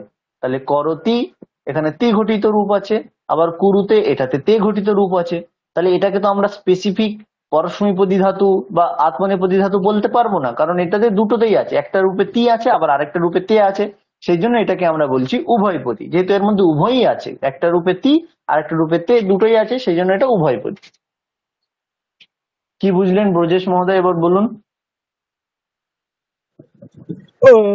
উভয়পদী হচ্ছে ধাতুর সেই রূপ যেখানে একই অর্থ বোঝাবে, কিন্তু দুটো ধাতুর যে দুটো রূপ, ওতে তেও থাকবে তিও থাকবে, কিন্তু মানে বলতে হবে এই যে ধাতুর লট লকারের প্রথম রূপটা তি ঘটিতও হয় আবার তে ঘটিতও হয়, সেইটাকে আমরা উভয়পদী ধাতু বলি। বোঝা গেল? আচ্ছা, বেশ, এ হচ্ছে কিন্তু ব্যাপার। স্যার আমার একটা প্রশ্ন, আমি হ্যাঁ, বুঝতে পারছি না যে আমরা এরকম ভাবে আলাদা করে নাম দিয়ে দেখবো কেন বা বুঝবো কেন? কেন দিচ্ছি, কারণ আমরা যে তি ঘটিত যে ধাতুগুলো তার একটা আমরা নাম দিয়ে দিলাম, এই নামের অর্থ রয়েছে, সেগুলো আমরা এখন দেখছি না, একটা জাস্ট নাম দিয়ে দিলাম। পরস্মৈপদী একটা নাম, আপনি অন্য একটা নাম দিয়ে দিতে পারেন। তাহলে এই নাম দেওয়ার ফলে আমরা কি বুঝলাম, যে এই রকম যে ধাতু, সেই ধাতুগুলো সব তি ঘটিত রূপ হবে। যেমন আমি এখন আপনাকে বলে দিলাম যে লিখ ধাতু, লেখা অর্থে লিখ ধাতু, সেই লিখ ধাতু রূপটা কেমন হয়, লিখতি লিখতঃ লিখন্তি। এবার আমি আপনাকে বললাম যে চলা বা যাওয়া, যাওয়া অর্থে চল ধাতু, এটাও পরস্মৈপদী ধাতু, এটা আপনাকে বলে দিলাম যে এটা পরস্মৈপদী ধাতু। তাহলে লিখ ধাতুর লিখতি লিখতঃ লিখন্তি, তাহলে চল ধাতুর কি হবে ব্রজেশ মহোদয়, রূপটা কেমন হবে? চলতি চলত চলথ, লিখতি লিখতঃ লিখন্তি, তাহলে চলতি চলতঃ চলন্তি। চলন্তি। হ্যাঁ, তাহলে এটা আপনি কেন বুঝতে পারলেন যে এরকম হবে, কারণ এটাও পরস্মৈপদী ধাতু। ধাতুর এক একটা নাম, যে এটা হচ্ছে পরস্মৈপদী ক্যাটাগরাইজড এর মধ্যে পড়ছে, সেই জন্য এটা ওর মধ্যে চললো। এটা তো আমরা ব্যাক সাইড দিয়ে ট্রিক্স ভাবে বুঝে নিলাম। এবার আপনাকে যদি বলি যে একইভাবে আপনি পট ধাতু পরস্মৈপদী ধাতু, তাহলে আপনি একটা স্যাম্পল মুখস্থ করে রেখেছেন ওই গচ্ছতিটা, তাহলে সেই রকম পট ধাতুটা চলবে। যেমন ওই শব্দ রূপের ক্ষেত্রে আমি বলে দিলাম যে রাম শব্দটা হচ্ছে পুংলিঙ্গ অকারান্ত শব্দ, সেই রকম শ্যাম শব্দটাও পুংলিঙ্গ অকারান্ত শব্দ, তাহলে শ্যাম শব্দটা আপনাকে আলাদা করে মুখস্থ করতে হচ্ছে না, রাম শব্দের মতোই চলবে। একইভাবে ধাতুর ক্ষেত্রেও, যে এটা পরস্মৈপদী ক্যাটাগরির ধাতু, তাহলে আমাকে বুঝে নিলাম যে আচ্ছা এই ধাতুগুলো কিন্তু তি ঘটিত এরকম রূপ হবে। আবার বলে দিলাম যে আচ্ছা এই ধাতুটা কিন্তু আত্মনেপদী ক্যাটাগরাইজড এর ধাতু, তখন আপনাকে বুঝে নিতে হবে আচ্ছা এটাকে তি ঘটিত ভাবে চালালে হবে না, তে ঘটিত চালাতে হবে। বোঝা গেল? আচ্ছা স্যার, এক এক রকম ধাতুর এক একটা আমরা নাম দিয়েছি, ক্যাটাগরিতে ফেলে নাম দিচ্ছি, যাতে আমাদের মনে রাখতে সুবিধা হয়। ঠিক আছে স্যার। আচ্ছা, তাহলে এই আমাদের মোটামুটি দাঁড়ালো। এর পরেও আছে যে ধাতুর 10টা গণ, ভুয়াদি গণ, এগুলো এখন আপাতত আমরা শিখছি না, আপাতত সেগুলো আমাদের এখন লাগছে না। তাহলে এই আমাদের সামান্য পরিচয় হলো ধাতুর বিষয়, পরস্মৈপদী আত্মনেপদী উভয়পদী। আচ্ছা, এবার আমি একটু জিজ্ঞেস করি অর্হনা মহোদয়া, আমি একটা ধাতুর লট লকারের প্রথম রূপ বলবো, সেইটা কোন পদীয় ধাতু সেটা আপনাকে বলতে হবে, পরস্মৈপদী আত্মনেপদী না উভয়পদী। আচ্ছা স্যার।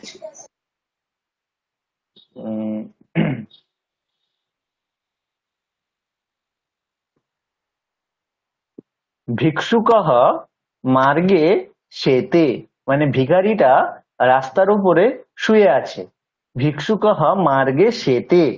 এই যে আমরা বললাম, কি পদী? আসমনেপদী।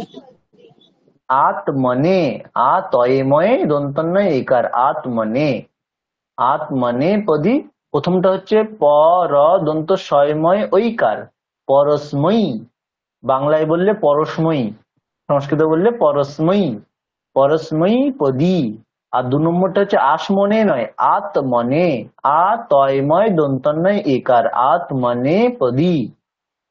তাহলে আমরা বললাম ভিক্ষুকঃ মার্গে শেতে, তাহলে এই যে শেতে, শোয়া অর্থে যে সিং ধাতু, মূল ধাতুটা হচ্ছে সিং, তো এই সিং ধাতুটা তাহলে কোন পদীয় ধাতু?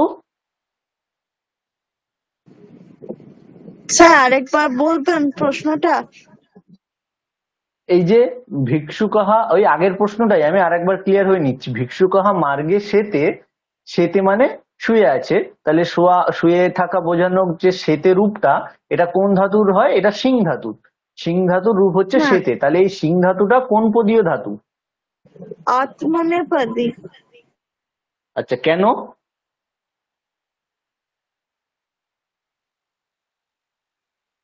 যেহেতু লট লকারের যে প্রথম রূপটা তাতে তে বিভক্তি, সরি তে তে আছে। আছে। হ্যাঁ, কি রূপটা কি? সেতে। সেতে। হ্যাঁ, গুড, একদম ঠিক, সেতে। আচ্ছা, তাহলে মোটামুটি এটা আমাদের হলো। তাহলে সবাই মোটামুটি আমার ক্লাসের আপাতত কি কি হয়েছে আমি আরেকবার বলে দিচ্ছি। এইগুলোই মোটামুটি পরপর সবাই অভ্যেস করে রাখবেন, পরীক্ষাতে এরকমই আসবে। প্রথমে আমরা শিখেছি শব্দ পরিচয়, তারপরে ধাতু পরিচয়, তারপরে আমরা শিখেছি কর্তা এবং ক্রিয়ার ম্যাচিং, তারপরে আমরা শিখেছি যুগ্ম কর্তার সাথে ক্রিয়ার ম্যাচিং। এই চারটে জিনিস আমাদের আপাতত হয়েছে। আচ্ছা, এটা আমরা শিখলাম। আজকে আমরা আরেকটা নতুন জিনিস শিখব, একদম সোজা। সেটা হচ্ছে বিশেষ্য বিশেষণ। একদম নর্মাল সোজা যেগুলো, সেই রকম আমরা বিশেষ্য বিশেষণ শিখব। তো শিখি নতুন ভাবে।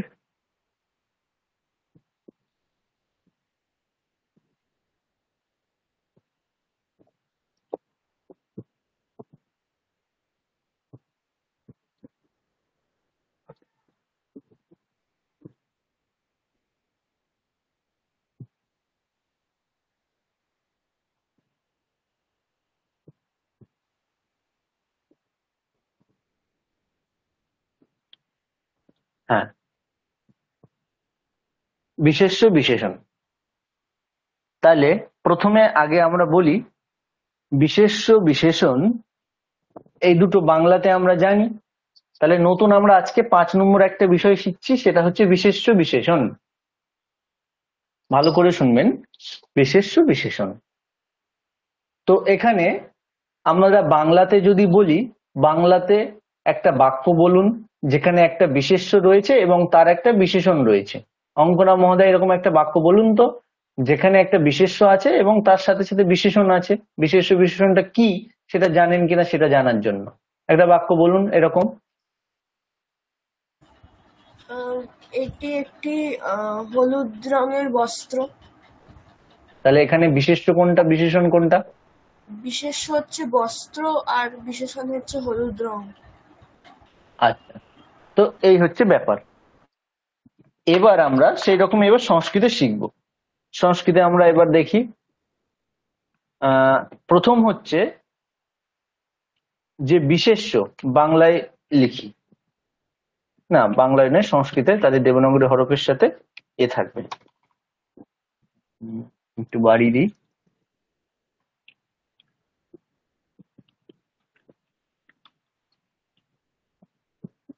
বিশেষ্য, ঠিক আছে।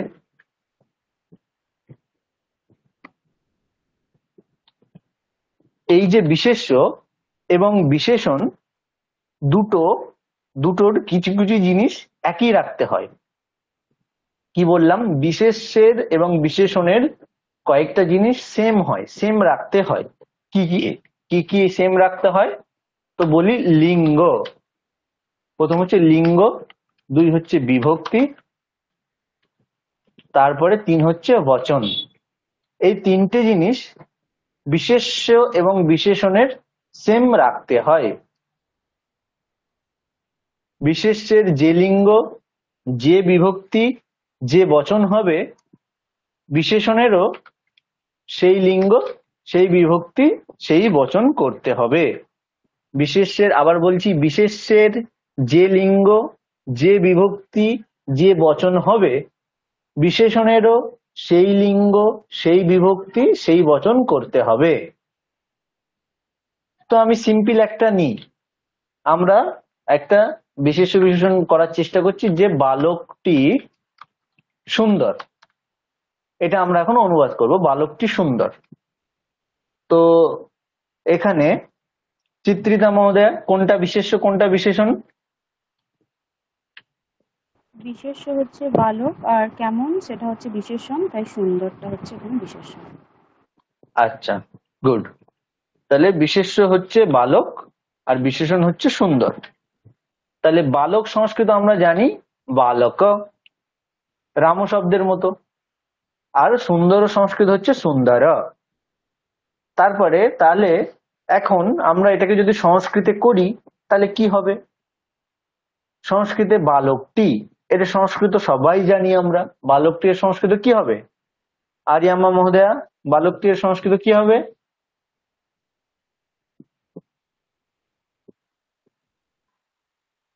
আরিয়াম্মা মহোদয়া। স্যার এটা কি বালকः হবে? একদম, বালকটি মানে বালকः। তাহলে বালকः কেন করলাম বালকः? কারণ রামः, রাম শব্দের রূপ কেমন হয়? প্রথমটা রামः। তো একটা বালক বলেছি সেই জন্য প্রথমটা করেছি। দুটো যদি বলতাম তাহলে রামও বালকও, তিনটে হলে বালকাহ রামাহ এরকম করতে হতো। তাহলে আমরা বালকটি বলতে একজন বালকটি, সেটা করলাম বালকः। এইবার এরপরে আমরা এই বালকাহার বিশেষণ লাগিয়েছি যে বালকটি সুন্দর। তাহলে এই সুন্দর শব্দ থেকে শব্দটাকে আমাকে কেমন চালাতে হবে? আমরা দেখিয়েছি যেটি বিশেষণ সেটি কি হয়? বিশেষণটা বিশেষ্যের লিঙ্গ বিভক্তি বচন এই তিনটেকে কিন্তু ফলো করে। বিশেষ্যের যে লিঙ্গ যে বিভক্তি সেই বচন, যে বচন বিশেষণেরও সেই লিঙ্গ সেই বিভক্তি সেই বচন করতে হবে। তাহলে আমরা এখন বিশেষ্য পদটাকে সংস্কৃত অনুবাদ করে ফেলেছি। এবার আমাদের বিশেষ্য পদের যে তিনটে জিনিস বিশেষণ ফলো করবে সেই তিনটে জিনিস আগে বের করে নিই। তাহলে প্রথম বলেছি লিঙ্গ, তাহলে এরপরে কি আছেন? ব্রজেশ মহোদয়, ব্রজেশ মহোদয় বলে দিন যে বিশেষ্যের এই যে তিনটে জিনিস এখন বিশেষণ ফলো করবে, তাহলে এই তিনটে জিনিস আগে বলে দিন। বালক, তাহলে বালকের কোন লিঙ্গ? পুংলিঙ্গ স্যার। পুংলিঙ্গ। আচ্ছা, কোন বিভক্তির রূপ এটা? বালকः এটা প্রথমা বিভক্তির রূপ। আচ্ছা, কোন বচনের রূপ? একবচন। একবচন, গুড। পুংলিঙ্গ, প্রথমা বিভক্তি, একবচন। একই সুন্দর শব্দটাও আমাদেরকে সেম ওই রকম করতে হবে।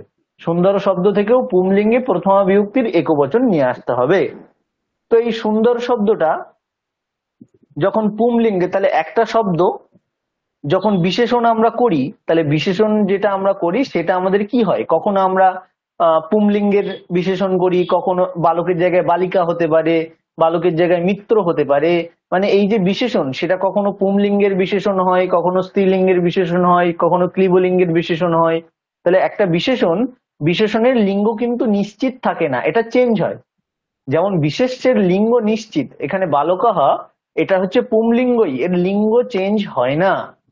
কিন্তু বিশেষণের ক্ষেত্রে কিন্তু সেরকম নয়, বিশেষণের লিঙ্গ কিন্তু চেঞ্জ হয়। সে বিশেষণ পদ যেটা আছে তার লিঙ্গ কি হবে সেটা কার উপর ডিপেন্ড করে? না, বিশেষ্যের উপর ডিপেন্ড করে। বিশেষ্যের যে লিঙ্গ যে বিভক্তি যে বচন হয়, বিশেষণেরও সেই লিঙ্গ সেই বিভক্তি সেই বচন করতে হয়। তাহলে আমরা এখন এখানে চলে আসি সুন্দর শব্দ। এবার আমরা সুন্দর বিশেষণ দেব। তাহলে সুন্দর সংস্কৃত সুন্দর শব্দ রয়েছে, এই শব্দটাকে আমাকে এবার পুংলিঙ্গে প্রথমা বিভক্তির একবচনে নিয়ে আসতে হবে। যেহেতু বিশেষ্য বালকাহার পুংলিঙ্গ প্রথমা বিভক্তি একবচন আছে, তাহলে এবার আমাকে সঞ্জয় মহোদয় বলুন সুন্দর শব্দটা থেকে আমাদের কি কি আসবে? কোন লিঙ্গ আসবে? এখন সুন্দর শব্দ থেকে কোন লিঙ্গ নিয়ে আসতে হবে? পুংলিঙ্গে নিয়ে আসতে হবে স্যার। তাহলে সুন্দর শব্দটা যদি আমি পুংলিঙ্গে চালাই তাহলে কোন শব্দের মতো চলবে? কোন শব্দ আমাদের এরকম স্যাম্পল মুখস্থ করা আছে? রামহ অকারান্ত। রাম অকারান্ত। সুন্দর সুন্দর শব্দটা যেহেতু শেষে অকার আছে, অকারান্ত প্লাস আবার এখন পুংলিঙ্গে আনতে হবে, তাহলে অকারান্ত পুংলিঙ্গ। তাহলে অকারান্ত পুংলিঙ্গ রাম শব্দ জানা আছে, তাহলে রাম শব্দের জানা আছে, তাহলে রাম শব্দের মতো চালাতে হবে। তাহলে সুন্দর শব্দের সুন্দর শব্দটা এখন রাম শব্দের মতো চালাতে হবে, পুংলিঙ্গে আনলে, এটুকু বুঝলাম। বেশ, এরপরে কোন বিভক্তি আনতে হবে? প্রথমা বিভক্তি হবে স্যার। আচ্ছা, তাহলে প্রথমা বিভক্তিতে কটা রূপ আছে? 3টি রূপ আছে। সুন্দরঃ, সুন্দর, সুন্দরৌ, সুন্দরাহা। প্রথমা বিভক্তি আনলাম। এখন আরেকটা জিনিস আনতে হবে, বচন। কোন বচন আনতে হবে সুন্দর শব্দ থেকে? এক বচন। কেন এক বচন? যেহেতু বিশেষ্য এক বচন, সেজন্য হ্যাঁ, বিশেষণ এক বচন যেহেতু হবে। বিশেষ্য, গুড। তাহলে এক বচন মানে, তাহলে আমি বাকি দুটো কেটে দিই। হ্যাঁ, ব্যাস, তাহলে একদম আমাদের এবার হয়ে গেল। বালকাহা হবে, তাহলে বালকের সুন্দর। বিশেষণ যখন লাগালাম তখন হবে সুন্দরাহা। এবার আমরা দেখে নিই মিলছে কিনা। বালকাহা পুংলিঙ্গে, সুন্দরাহা পুংলিঙ্গে, প্রথম মিলে গেল। এই প্রথম যেটা আমাদের ক্যাটাগরি ছিল সেটা মিলে গেল। 2 নম্বর ছিল বালকাহা, এটা প্রথমা বিভক্তিতে আছে, সুন্দরাহা এটাও প্রথমা বিভক্তিতে আছে। 3 নম্বর বালকাহা, এটা একবচনে আছে, সুন্দরাহা এটা একবচনে আছে। তাহলে এটাও আমাদের মিলে গেল। তাহলে এখন আমাদের বাক্যটা ঠিকঠাক হলো। আচ্ছা, একইভাবে এবার আমি জিজ্ঞেস করব চিত্রিতা মহোদয়ার কাছে। আমি এখন বলতে চাইছি, আমি বাংলাতে লিখছি, আপনি সংস্কৃতটা বলবেন কি হবে। বলুন কি হবে, ঠিকঠাক ভাবে ভেবেচিন্তে বলবেন, একদম সোজা জিনিস। বালকৌ সুন্দরৌ। বালকৌ সুন্দরৌ, বাহ, খুব খুব সুন্দর বলেছেন, ঠিক বলেছেন। কি করে বললেন একটু বুঝিয়ে দিন। সুন্দরৌ কেন করলেন? আমার প্রশ্ন হচ্ছে, আমি যদি এখানে করি যে বালকৌ সুন্দরাহা, তাহলে এটা কি ভুল হবে? বালকৌ সুন্দরাহা আমি যেটা যদি এইরকম করি, এটা ভুল হবে কি হবে না? আপনি যেটা করলেন সেটাও বা কেন ঠিক, এটা বুঝিয়ে ভালো করে বলুন। বলুন। আপনি বলেছেন যে আমাদের বিশেষণ আর বিশেষ্যের লিঙ্গ বিভক্তি বচন একই হবে। আমাদের বিশেষ্য এখানে অকারান্ত বালক শব্দ, দুজন বালক যেহেতু বলা হয়েছে, তাই অকারান্ত শব্দ বালকের আমি দ্বিবচনের রূপটা নিয়েছি, সেই জন্য তার বিশেষণ হিসেবে যে সুন্দর, তারও আমি দ্বিবচনের রূপটা ব্যবহার করব। বাহ, একদম ঠিক বলেছেন। বেশ, এবার একটু দেখি কঠিন জিজ্ঞেস করি। কঠিন, তারপরে দীপান্বিতা মহোদয়া। আচ্ছা, আপনার কাছে আমি বলবো যে কঠিন নয়, আপনি সোজাই বলুন।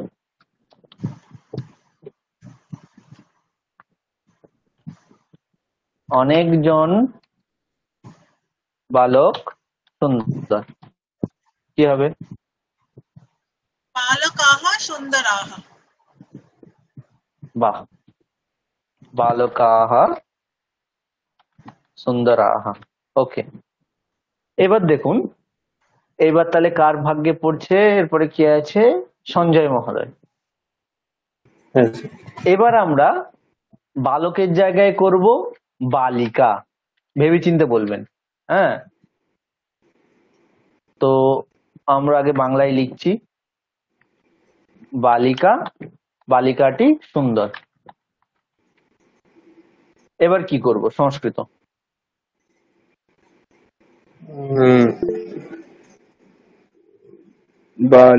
বালিকা সুন্দরী। আচ্ছা, তাহলে আমরা এবার ভাবি কি করে হবে। আপনি ধরুন এখন বলেননি, তাহলে ভাবি কি হবে। তাহলে বালিকা, বালিকা শব্দ শেষে, তাহলে বালিকা সংস্কৃত কি? বালিকা। এই হচ্ছে বালিকা মূল শব্দ। তাহলে এই শব্দটা শেষে আকার আছে, তাহলে এটা কি রাম শব্দের মতো চলবে? না, চলবে না স্যার। আচ্ছা, আরিয়ামা মহোদয় আপনি কি জিজ্ঞেস করবেন, করে নিন। স্যার, এটা কি বালিকা সুন্দরা হবে? আচ্ছা, সেটা আমরা করি, দেখি। এই একই প্রশ্ন আমি আপনাকেই জিজ্ঞেস করব 2 মিনিট পর, 2-5 মিনিট পর। আগে বলে নি, আগে মন দিয়ে শুনুন, তারপরে এই একই প্রশ্ন আপনাকে জিজ্ঞেস করব, দেখি আপনি ঠিক বলতে পারছেন কিনা। আচ্ছা, তাহলে আমাদের কি হলো এখানে বালিকা, বালিকা বোঝানোর জন্য হলো বালিকা শব্দ।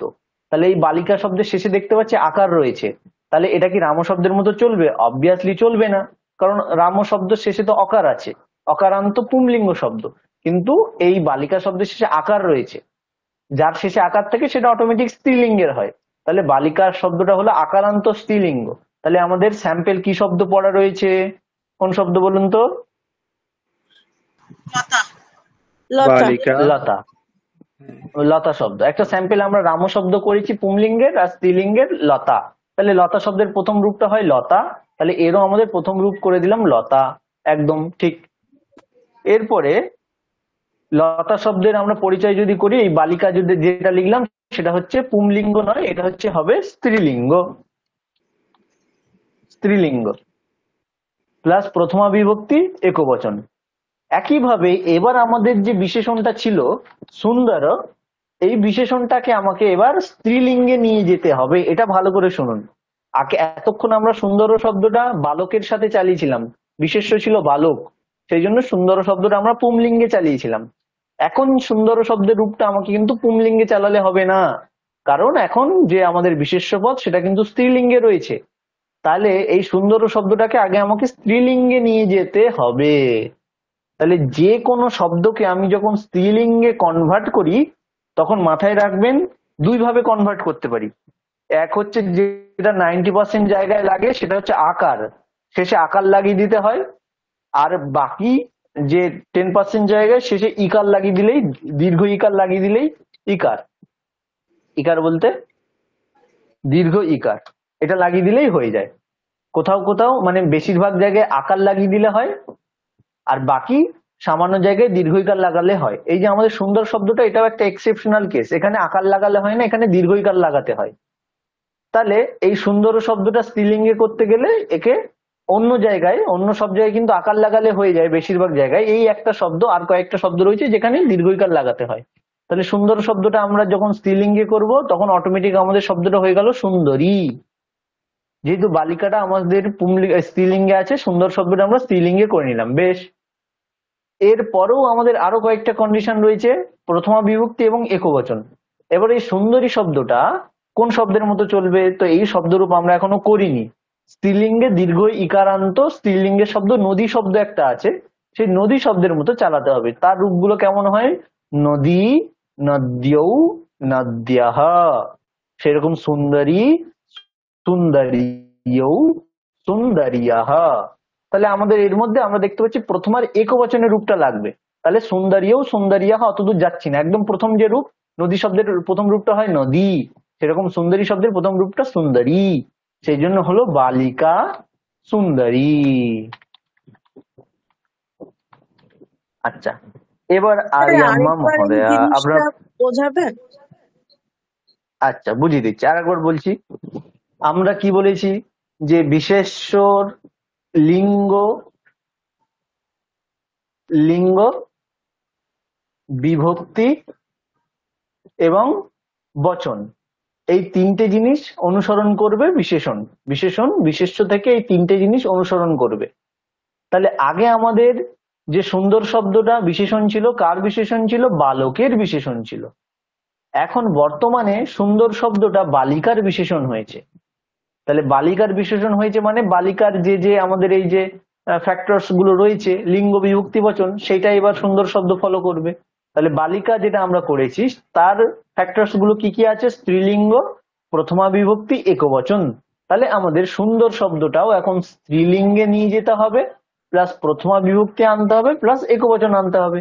তাহলে সুন্দর শব্দটা যখন আমরা স্ত্রীলিঙ্গে কনভার্ট করব তখন সুন্দরটা হয়ে যাবে সুন্দরী। যে কোনো শব্দই আমরা যখন স্ত্রীলিঙ্গে কনভার্ট করি তো বেশিরভাগ জায়গায় আকার লাগালেই হয়ে যায়। যেমন দীর্ঘ, দীর্ঘা, হ্যাঁ, কৃষ, কৃষা, তারপরে দুষ্ট, দুষ্টা। পুংলিঙ্গে হচ্ছে অকারান্ত বিসর্গ হয়, আর স্ত্রীলিঙ্গে আকার লাগালেই স্ত্রীলিঙ্গে হয়ে যায়। স্ত্রীলিঙ্গে কনভার্ট করার সময় আকার লাগালেই সেটা স্ত্রীলিঙ্গে হয়ে যায়। কিন্তু কিছু কিছু শব্দ আছে যেগুলো আকার লাগালে হয় না, যেগুলো দীর্ঘইকার লাগাতে হয়।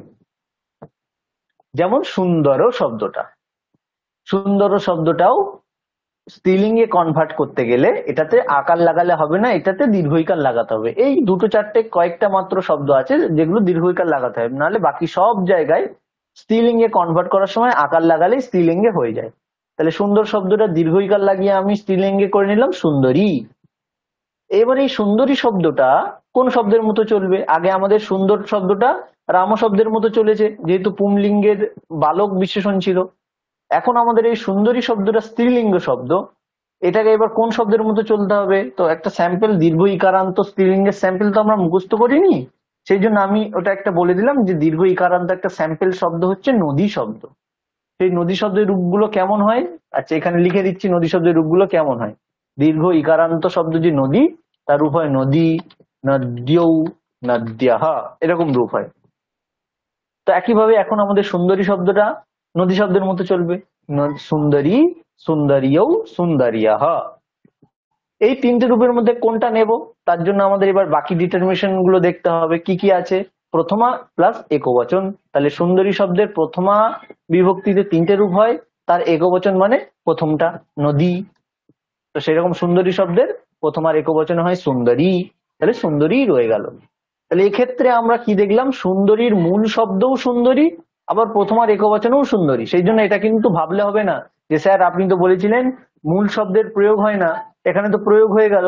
এখানে কিন্তু মূল শব্দের প্রয়োগ হয়নি, দেখতে দুটো একই, কিন্তু এখানে কিন্তু রূপ প্রয়োগ হয়েছে প্রথম বিভক্তির একবচন।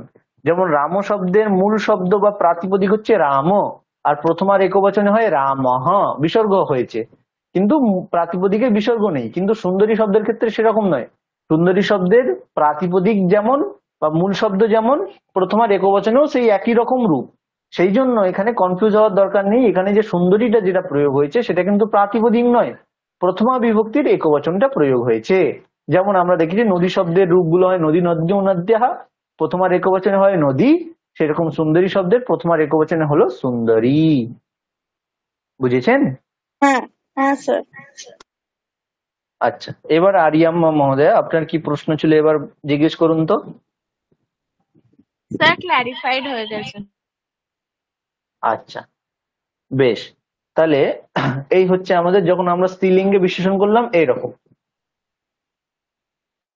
এবার এবার কে অবশিষ্ট রইল? সৌমিলি মহোদয়া। সৌমিলি মহোদয়া, প্রশ্নটা একটু কঠিন হবে, মোটামুটি ভালোই কঠিন হবে। এবার বাকিরা যারা উত্তরটা বলতে পারবেন তারা সঙ্গে সঙ্গে হাত তুলে দেবেন, আর সৌমিলি মহোদয় আপনি ভাবতে থাকবেন। আপনার কাছেই শুনবো। আচ্ছা, তাহলে আপনি একটা অনুবাদ করবেন যেটা হচ্ছে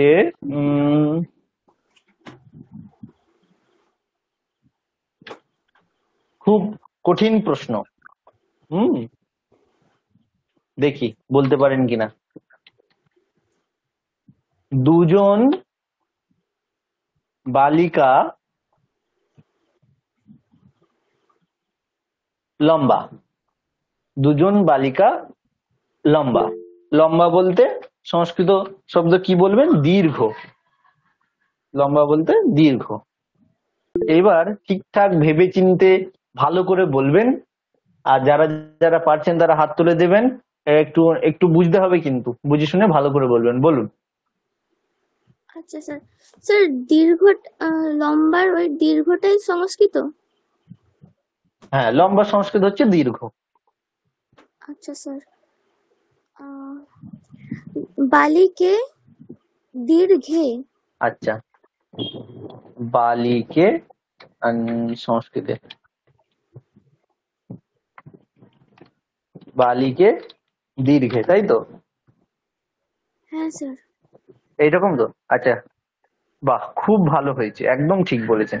এবার কিভাবে করেছেন একটু বুঝিয়ে দিন, কিভাবে করেছেন? বালিকে দীর্ঘে কেন, বালিকে আমি দীর্ঘা কেন করলাম না, দীর্ঘা কেন করলাম না?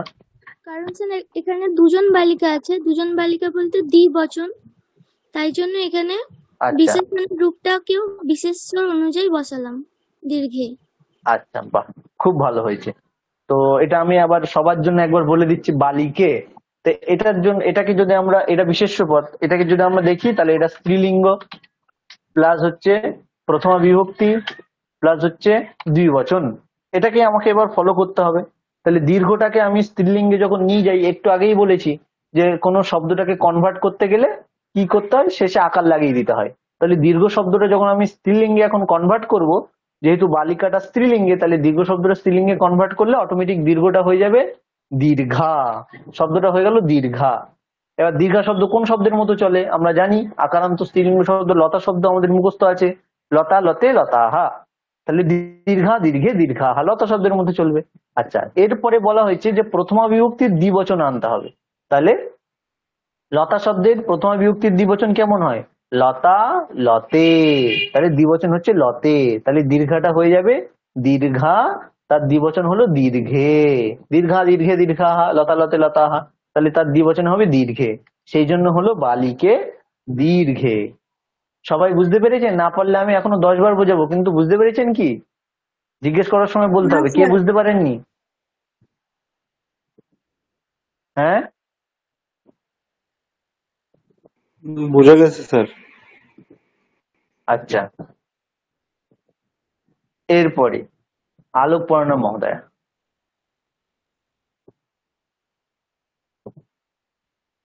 রেডি তো আলোকপর্ণা মহোদয়া? হ্যাঁ স্যার। আচ্ছা, এরপরে আপনাকে হচ্ছে একটু কঠিন প্রশ্ন করছি। না, আগে সোজাটা হয়ে যাক। আপনি সোজাভাবে আগে বলুন যে অনেকজন বালিকা লম্বা। এটা কি হবে? অনেকজন বালিকা লম্বা।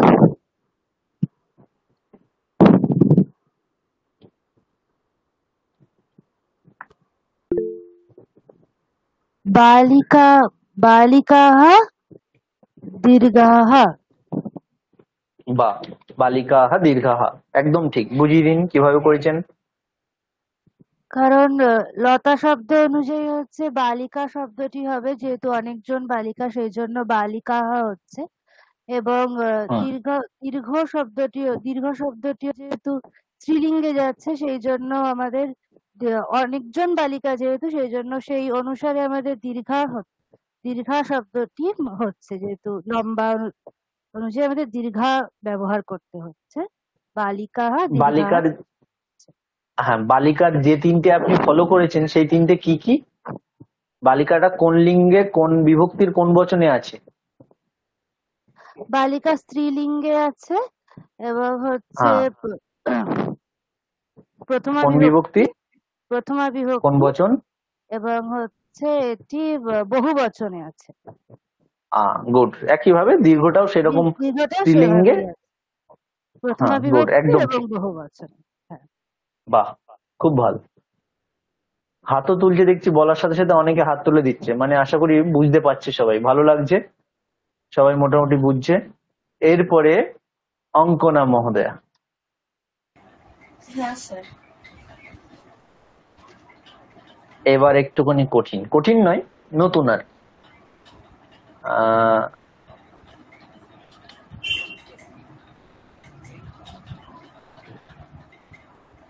মিত্ররা বা বন্ধুরা, মিত্ররা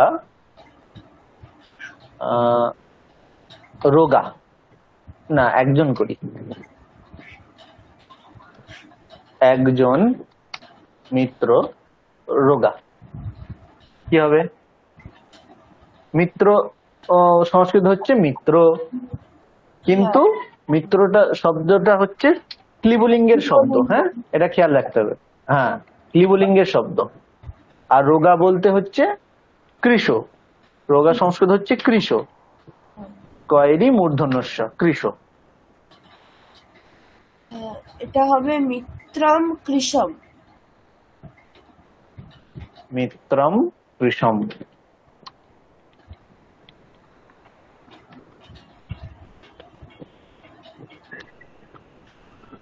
হ্যাঁ, একদম ঠিক, মিত্রম কৃষম। যেহেতু মিত্ররা ক্লিবলিঙ্গে, তাহলে তার মধ্যে আচ্ছা, কোন শব্দের মতো চালালেন এবার একটু বলে দিন, কোন শব্দের মতো? মিত্ররা ক্লিবলিঙ্গে কোন? ফলম। বাহ, একদম ঠিক। ওকে। এরপরে অর্হনা মহোদয়া। হ্যাঁ স্যার। আপনার কাছে একই রকম প্রশ্ন হবে। দুজন মিত্র রোগা। মিত্রে কৃষে। হ্যাঁ, একদম ঠিক। মিত্রে কৃষে।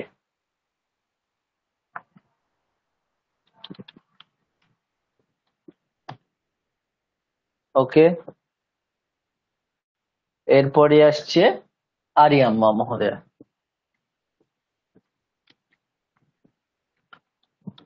অনেকজন মিত্র রোগা কি হবে?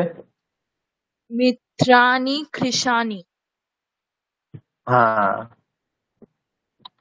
মিত্রাণি কৃশাণি।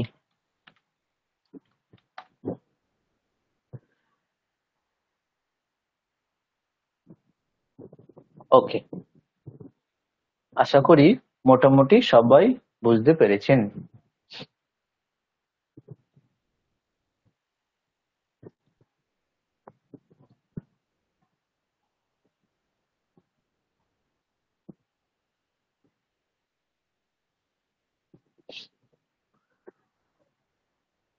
তাহলে প্রথমে দেখুন পুংলিঙ্গের, এখানে আমরা প্রথমে পুংলিঙ্গের বিশেষণ দেখাচ্ছি। যেটা আমরা শিখলাম সেটাই একবার এখানে পরপর সাজিয়ে লিখেছি। বালকহ, তাহলে তার বিশেষণ আমি দিলাম সুন্দর। তাহলে কি হবে? সুন্দরহ বালকহ। বালকের জায়গায় যদি দিই নরহ, নরহ মানে ব্যক্তি, একজন লোক, লোকটা দীর্ঘ, তাহলে তার বিশেষণ হলো দীর্ঘহ নরহ। এটা শুধু আমরা একবচনে করেছি। দ্বিবচনে এবং বহুবচনে চালিয়ে বলুন তো ব্রজেশ মহোদয়, দ্বিবচনে এবং বহুবচনে। আমরা এখানে তো একজন করে বলেছি যে একটা বালক সুন্দর, একটা লোক দীর্ঘ। এটা দ্বিবচন বহুবচনে চালিয়ে বলুন কি হবে? বালকও দিয়ে, তাই তো? হ্যাঁ,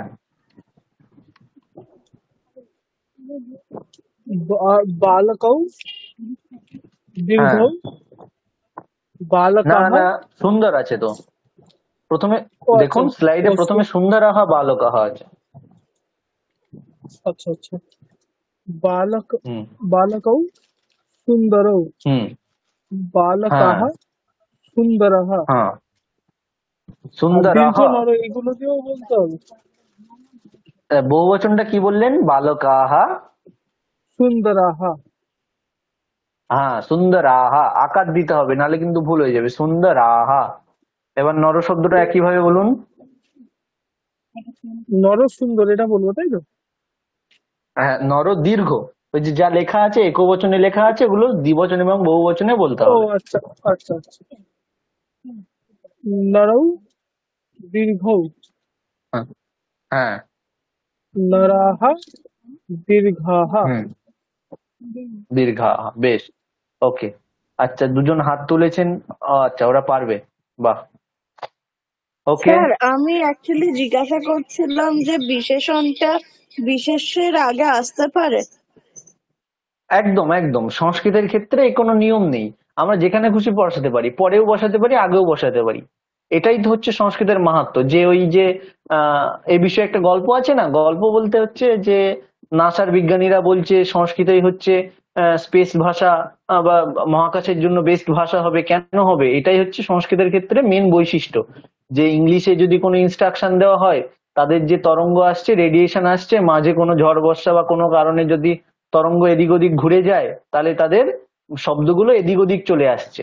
হ্যাঁ, তখন দেখা যাচ্ছে যে যদি আমরা ওখানে বলি যে টাইগার ইটস ডিয়ার, যদি ঘুরে আসে তাহলে ডিয়ার ইটস টাইগার, মানেটা চেঞ্জ হয়ে গেল। হ্যাঁ, একদম পুরো বিপরীত হয়ে যাবে যদি এদিক ওদিক চেঞ্জ করি। কিন্তু সংস্কৃতের ক্ষেত্রে ওই রকম নেই।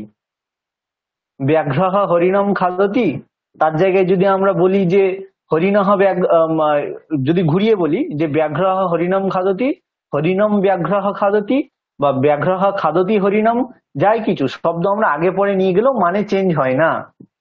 এটাই হচ্ছে সংস্কৃতের মেন। আমরা যেখানে খুশি যে কোনো করতে পারি। প্রত্যেকটা শব্দ আলাদা আলাদা হয়ে বিভক্তি লাগানো তো, সেই জন্য আমরা যেখানে করি না কেন কোনো সমস্যা নেই। ব্যাঘ্রহ হরিণম খাদতি বা হরিণম ব্যাঘ্রহ খাদতি সব মানে একই। হরিণম হরিণমই থাকবে, ওখানে যে বিভক্তি সেই বিভক্তিই রয়েছে। সেই জন্য আগে পরে কোনো পার্থক্য নেই, সব মানে একই। সুন্দরাহা বালকাহাও যা, বালকাহা সুন্দরাহা একই, কোনো সমস্যা নেই। বুঝতে পেরেছেন? হ্যাঁ স্যার। ওকে। আচ্ছা, কাকে জিজ্ঞেস করছিলাম যেন? হ্যাঁ, ব্রজেশ মহোদয় বললেন। এরপরে চিত্রিতা মহোদয়া। হ্যাঁ স্যার। আমরা স্ত্রীলিঙ্গের পুংলিঙ্গের বিশেষণ মোটামুটি সবাই বুঝে গেছি কিরকম হয়। একইভাবে এবার স্ত্রীলিঙ্গের বিশেষণ দিয়েছি, একবচনে দিয়েছি, আপনি দ্বিবচনে এবং বহুবচনে বলবেন। বালিকে সুন্দরৌ বালিকাহা। আচ্ছা, আমার কাছে আমার একটা প্রশ্ন। আপনি বললেন বালিকে সুন্দরীও, তাই তো? হ্যাঁ স্যার। তো বালিকে আছে, বালিকের শেষে একার, তাহলে সুন্দরীও কেন? সুন্দরে সবার মনে এরকম প্রশ্ন তো জাগতেই পারে। আপনার কাছে ধরুন অন্যরা জিজ্ঞেস করছে যে না না, একই রকম বালিকে যেরকম চলেছে, বালিকে শেষে একার দেখতে পাচ্ছি, তাহলে সুন্দরেরও শেষে একার দিয়ে দিই, বালিকে সুন্দরে। তাহলে এরকম না বলে আপনি বালিকে সুন্দরীও কেন বললেন? এটা যদি কেউ প্রশ্ন করে তখন কি বলবেন? কারণ এখানে এই সুন্দর শব্দটা হচ্ছে ইকারান্ত নদী শব্দের মতো, তাই হ্যাঁ, তার মানে আপনাকে প্রথমে বলতে হবে যে বিশেষ্যের শেষে একার আছে বলে বিশেষণের শেষে একার লাগিয়ে দেব, এরকম কোনো নিয়ম নেই। নিয়ম হচ্ছে বিশেষ্যের শেষে যাই থাকুক না কেন সেই রকমই বিশেষণের শেষে বসবে, এরকম নিয়ম নয়। নিয়ম হচ্ছে বিশেষ্যের কোন তিনটে জিনিস বিশেষণ ফলো করবে? লিঙ্গ বিভক্তি বচন। এবার ওই তিনটে ফলো করে আমার যা হবে আমি তাই করব। বিশেষের শেষে একার আছে বলে বালিকে, তাহলে সুন্দরে, এরকম কোনো নিয়ম নেই। তাহলে বিশেষ্যের তিনটে জিনিস ফলো করতে হবে, সেই তিনটে জিনিস লাগিয়ে যেটা হবে সেটা করব। হ্যাঁ, এবার বলুন কিভাবে লাগিয়েছেন, কি হলো?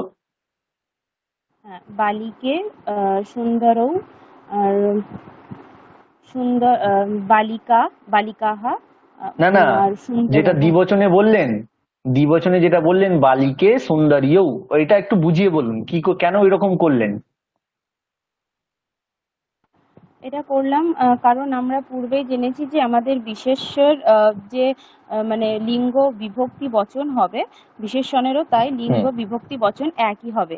তো এখানে আমি বালিকে যে এটা হচ্ছে স্ত্রীলিঙ্গ প্রথম এক বচনে আর প্রথম পুরুষ, তো সেই হিসেবে আমার কি বললেন যেন বালিকে তো দুজন বালিকার কথা বলা হয়েছে। হ্যাঁ, তো সেই হিসেবে স্ত্রীলিঙ্গে দ্বিবচন। হ্যাঁ, তো সেই হিসেবে সুন্দর শব্দটার আমি দ্বিবচনে ইকারান্ত যেহেতু শব্দ, তাই দ্বিবচনের রূপটা আমি ব্যবহার করেছি। হ্যাঁ, প্রথমা বিভক্তির দ্বিবচন, তাই তো? তাহলে বলতে হবে যে বালিকে, যেহেতু এটা হচ্ছে স্ত্রীলিঙ্গ প্রথমা বিভক্তি দ্বিবচন, একইভাবে সুন্দরী এটাকেও আমাকে স্ত্রীলিঙ্গে প্রথমা বিভক্তির দ্বিবচনে নিয়ে যেতে হবে। তাহলে সুন্দরী শব্দটা নদী শব্দের মতো চলে, নদী শব্দের প্রথমা বিভক্তির দ্বিবচনে কেমন হয়? নদ্যৌ। তাহলে সুন্দরী শব্দের সুন্দরীও, সেই জন্য আমি বলেছি বালিকে সুন্দরীও। বুঝেছেন? হ্যাঁ স্যার। আচ্ছা, এরপরে বহুবচন। বালিকাহ সুন্দরহ। সুন্দরহ নদী শব্দ, নদী নদ্যৌ নদ্যঃ, সুন্দরীয়ঃ। হ্যাঁ, নদী শব্দের মতো চালালে হবে সুন্দরীয়ঃ। হ্যাঁ, মানে উচ্চারণ একটু ভুল হলো, সুন্দরীয়ঃ। হ্যাঁ, এরপরে লতাটা বলুন। লতে দীর্ঘে লতাহ দীর্ঘাহ। বাহ, লতাহ দীর্ঘাহ। আচ্ছা, আরে আম্মা এটাই ভেবেছিলেন তো? হ্যাঁ স্যার। আচ্ছা, বেশ। এরপরে দীপান্বিতা মহোদয়া। হ্যাঁ স্যার।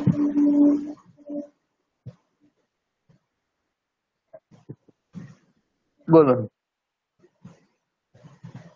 এটা ক্লিবলিঙ্গ শব্দ মিত্রম, সেই জন্য এটা ফলের মতো হবে। মিত্রে মিত্রে সুন্দরী। মিত্রে সুন্দরী। আচ্ছা, মিত্রাণি সুন্দরাণি। বাহ, মিত্রাণি সুন্দরাণি। তারপরে গৃহে দীর্ঘে গৃহাণি হ্যাঁ, দীর্ঘাণি। বাহ, একদম ঠিক। এই ক্ষেত্রে গৃহাণি দীর্ঘাণি। এই ক্ষেত্রে আমরা আগে পিছুও তো করতে পারি, মানে সুন্দরী মিত্রে এরকমও বলা যাবে, তাই তো? হ্যাঁ হ্যাঁ, এটাই তো আগে বললাম যে আমি যেখানে খুশি বসাতে পারি, প্রত্যেকটা শব্দ যেন ঠিক হয়, আগে পরে নিয়ে কোনো সমস্যা নেই। ঠিক আছে।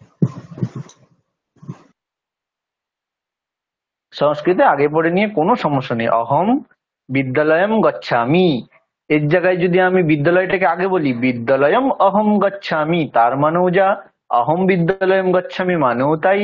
বিদ্যালয়ম বিদ্যালয়ম অহম গচ্ছামি বা গচ্ছামি অহম বিদ্যালয়ম, গচ্ছামি বিদ্যালয়ম অহম, সব মানে একই, আগে পরে যেখানে খুশি বলতে পারি, কোনো সমস্যা নেই।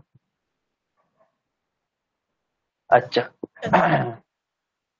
হুম হুম, এরপরে সঞ্জয় মহোদয়। হ্যাঁ স্যার।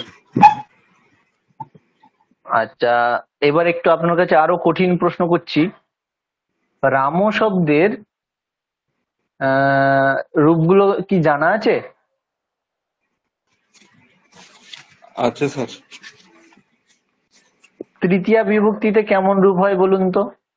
আমি জাস্ট সবাইকে বোঝানোর জন্য বিশেষ্য বিশেষণ কেমন চলে তার জন্য জিজ্ঞেস করছি, না পারলে আমি বলে দেবো, অসুবিধা নেই। তৃতীয়া বিভক্তির রূপটা কেমন চলে বলুন তো?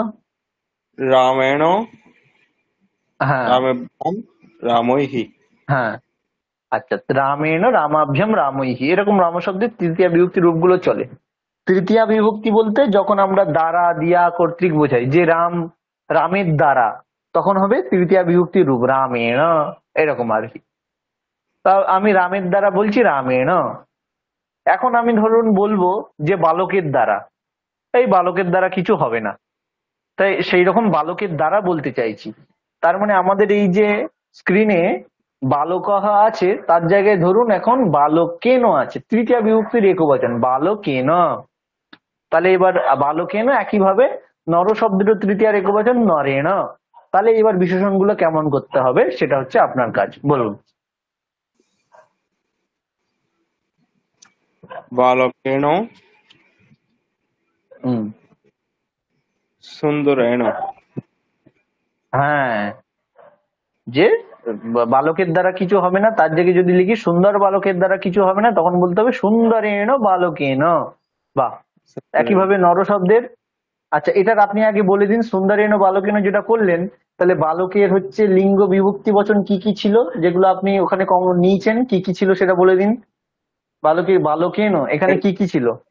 এটি ছিল স্যার এক বচন তৃতীয়া বিভক্তি।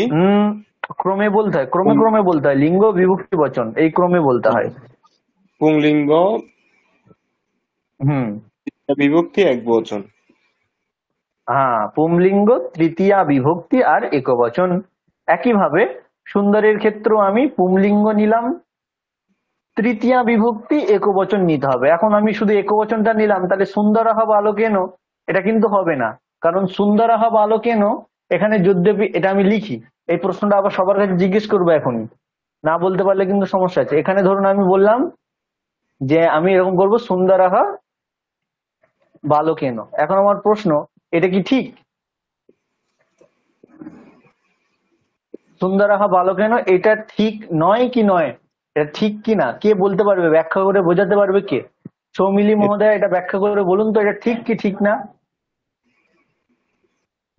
না স্যার, এটা ঠিক নয়। কেন ঠিক নয়? সুন্দরাহ বালকেন এটা ঠিক নয় কেন? কারণ আমার প্রশ্ন হচ্ছে যে বালকেন এটা হচ্ছে প্রথম পুংলিঙ্গ, তা সুন্দরাহ পুংলিঙ্গ, বালকেন এটাও একবচন আছে, সুন্দরাহ এটাও তো একবচনে আছে, তাহলে এটা ঠিক নয় কেন? কারণ স্যার বালকেনা এটা হচ্ছে তৃতীয় বিভক্তির পুংলিঙ্গের তৃতীয় বিভক্তি, আর তাই জন্য বিশেষের অনুযায়ী বিশেষণ যেহেতু বসে, সেই জন্যই এটা সুন্দর রেণ হবে।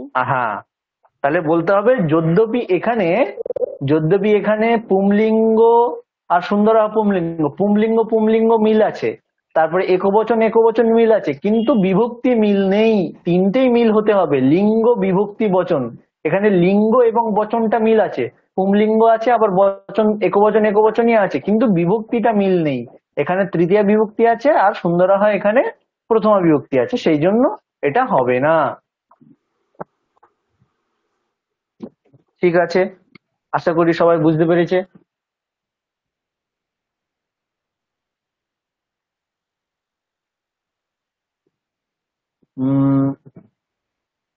আলোকপূর্ণা মহোদয় বুঝতে পেরেছেন তো কেন হলো না? হ্যাঁ স্যার, বুঝেছি। আচ্ছা, একইভাবে যদি নরেন করি তাহলে তার বিশেষণ কি হবে? আলোকপূর্ণা মহোদয় নরেন যদি করি, দীর্ঘেন রূপটির হবে দ্বারা, স্যার। হ্যাঁ একদম দীর্ঘেন নরেন। বেশ, তাহলে আমাদের বেশি সময়ও আর নেই। কি কি আমরা পড়লাম আজকে, কি এই বিশিষ্ট বিশেষণের উপরে আর একটুখানি জিনিস রয়েছে, একটু এর উপরে আর একটুখানি হায়ার বিষয়, সেটা কি আজকে বলবো না পরের দিন বলবো? যদি আপনাদের মনে হয় বেশি হয়ে যাচ্ছে বা কঠিন লাগছে তাহলে আজকে বলবো না, এগুলো আর একটু রিভাইজ করবো। না হলে আর একটুখানি বলার ছিল, কমপ্লিকেটেড যে বিশিষ্ট বিশেষণ সেটা আরো প্রায় 5-7 মিনিট লাগবে। সেটা কি আজকে বলবো না নেক্সট দিন বলবো? স্যার নেক্সট দিন বলেন স্যার, এগুলো নিয়ে একটু সবাই ঘাটাঘাটি করলে ভালো অভ্যেস হবে করতে স্যার। হবে নাকি? হ্যাঁ। ওকে, হ্যাঁ স্যার। তাহলে বেশ, এগুলো নিয়ে তাহলে অভ্যেস করবেন। তাহলে কাজ হচ্ছে, পরের দিনের আপনাদের কাজ সেটা হচ্ছে যে ওই 3টে শব্দ ভালো করে করতেই হবে, নাহলে হবে না। রাম শব্দ, লতা শব্দ আর ফল শব্দ, এই 3টে শব্দ পরের দিন আপনাদের হোমওয়ার্ক দেওয়া রইল। 3টে শব্দ পরের দিন আমি প্রত্যেককে জিজ্ঞেস করবো, এই 3টে অনেকদিন হয়ে গেল, এই শব্দ 3টে এবার না করলে হবে না। হোমওয়ার্ক হিসাবে কি কি থাকছে? রাম ও লতা আর একটা কি স্যার, সেবক। গৃহকার্যম, একটা হচ্ছে রাম শব্দ, 2 হচ্ছে লতা শব্দ, আর হচ্ছে ফল শব্দ। এই শব্দগুলো হলো। আর ধাতুরূপের একটা স্যাম্পেল, ওগুলো করাই আছে, জাস্ট কাজ হিসাবে দিচ্ছি। স্যাম্পেল হিসাবে পট ধাতু বা গম ধাতু, যার যেটা খুশি, পট অথবা গম। একটা হচ্ছে পরস্মৈপদী স্যাম্পেল হলো, আর একটা আত্মনেপদী স্যাম্পেল সেভ। এই দুটো হলো শব্দরূপ এবং ধাতুরূপের। স্যার আচ্ছা, হ্যাঁ বলছিলাম ওই অ্যাপগুলো একবার বলবেন ধাতু আর শব্দের জন্য। আচ্ছা, অ্যাপগুলোর শব্দরূপের অ্যাপের লিঙ্ক আমি গ্রুপে পাঠিয়ে দিচ্ছি, আর ধাতুরূপেরও অ্যাপের লিঙ্ক আমি গ্রুপে পাঠিয়ে দিচ্ছি, ঠিক আছে? থ্যাংক ইউ স্যার, খুবই ভালো। স্যার আমার একটা স্যার জিজ্ঞাসা ছিল। হ্যাঁ বলতে পারেন স্যার? হ্যাঁ, স্যার জিজ্ঞেস আমরা করুন। যখন মানুষ মৃত্যুবরণ করে তখন দিব্যান লোকান সাহ গচ্ছতু, এখানে অনেক হ্যাঁ জায়গায় স্যার আমি দেখেছি সহ না দিয়ে স্যার শুধু দন্ত স এটাই ব্যবহার করে, স গচ্ছতু। হ্যাঁ এটি হ্যাঁ কেন স্যার? এটা তো সহ হবে মনে এইটি, হয়। হ্যাঁ হ্যাঁ, এটা হচ্ছে সন্ধি। আপনাদের তো এখনো সন্ধি শেখানো হয়নি। সহ, এরপরে যদি যে কোনো বর্ণ থাকে, অভিন্ন সহার পরে যে কোনো বর্ণ থাকলেই সন্ধির নিয়ম অনুসারে বিসর্গের লোপ হয়। ওখানে আপনি যদি, ওখানে বস্তুত ছিল সহ, বিসর্গ ছিল, কিন্তু সন্ধি করার ফলে বিসর্গের লোপ হয়ে গেছে, বুঝলেন? না স্যার, এখানে তো আমাদের দেখলাম যে সটা আলাদাভাবে দেওয়া আছে, একসাথে দেয়নি তারা, সটা আলাদাভাবে দিয়ে সব হ্যাঁ, না না, আলাদা। হ্যাঁ শুনুন, দিব্যান লোকান স গচ্ছতু, এই হচ্ছে ব্যাপার। তো এখানে যে সহা আপনি দেখতে পাচ্ছেন, এই সহাটা আসলে ছিল এইরকম, সহা ছিল, সেই সহার বিসর্গ সন্ধি হয়ে বিসর্গের লোপ হয়ে গেছে। এখন সন্ধি মানে এই নয় যে এইরকম স গচ্ছতু একসাথে হবে, সন্ধি মানে এইরকম নয়। সন্ধি মানে আপনার মাথায় এখন এটা রয়ে গেছে যে সন্ধি মানে দুটো একসাথে লিখবো, একসাথে লেখা এরকম সন্ধি নয়, আলাদা আলাদাও আমরা লিখতে পারি। এখানে বিসর্গ সন্ধি হয়েছে, বিসর্গ সন্ধি মানে শুধু বিসর্গটা লোপ হয়ে গেছে। এবার লোপ হয়ে যাওয়ার পরে যে দুটো একসাথেই লিখতে হবে এরকম কোনো নিয়ম নেই, বুঝতে পেরেছেন? আচ্ছা স্যার। আর ক্লিয়ার যদি হয়েছে? স্যার এটা হচ্ছে, হ্যাঁ তারপরে বলুন। যদি বিসর্গ দেওয়া হয় সেটা কি ভুল হবে? এটা আসলে যদি বিসর্গ ব্যবহার করা হয় এই স্যার? বিসর্গ করা হলে এটা আসলে ব্যাপারটা হচ্ছে যে সন্ধি বাক্যের ক্ষেত্রে সন্ধির হচ্ছে মাস্ট নয়, করতেও পারেন নাও পারেন, কিন্তু কিছু কিছু সন্ধি আছে নিত্য করতেই হয়। তো এই সন্ধির হচ্ছে নিত্য, এটা করাই ভালো। একেবারে যদি সহা দেন ব্যাকরণগত ভাবে ভুল হলো না, কিন্তু তার উপরেও আবার নিয়ম রয়েছে যে কিছু কিছু সন্ধি করতেই হবে। আপনি কোথাও লেখাতে পাবেন না যে যেখানে হচ্ছে অথেন্টিক লেখাতে যে এখানে এই সন্ধিটা করেনি, করেইছে, কারণ এই সন্ধিটা হচ্ছে নিত্য সন্ধি। তো এই সন্ধিগুলো আপনাকে করতেই হবে। নদী যুক্ত অস্থি এগুলো না করলেও হবে, কিন্তু এই সন্ধিগুলো করাই ভালো, নিত্য সন্ধি এগুলো। আচ্ছা স্যার, ঠিক আছে স্যার, ধন্যবাদ। হুম হুম স্যার আপনি কি কোনো আচ্ছা, তাহলে স্ক্রিন আমরা কি, দেখাচ্ছেন? আমরা স্ক্রিনটা দেখতে পাচ্ছি না। ও আচ্ছা আচ্ছা,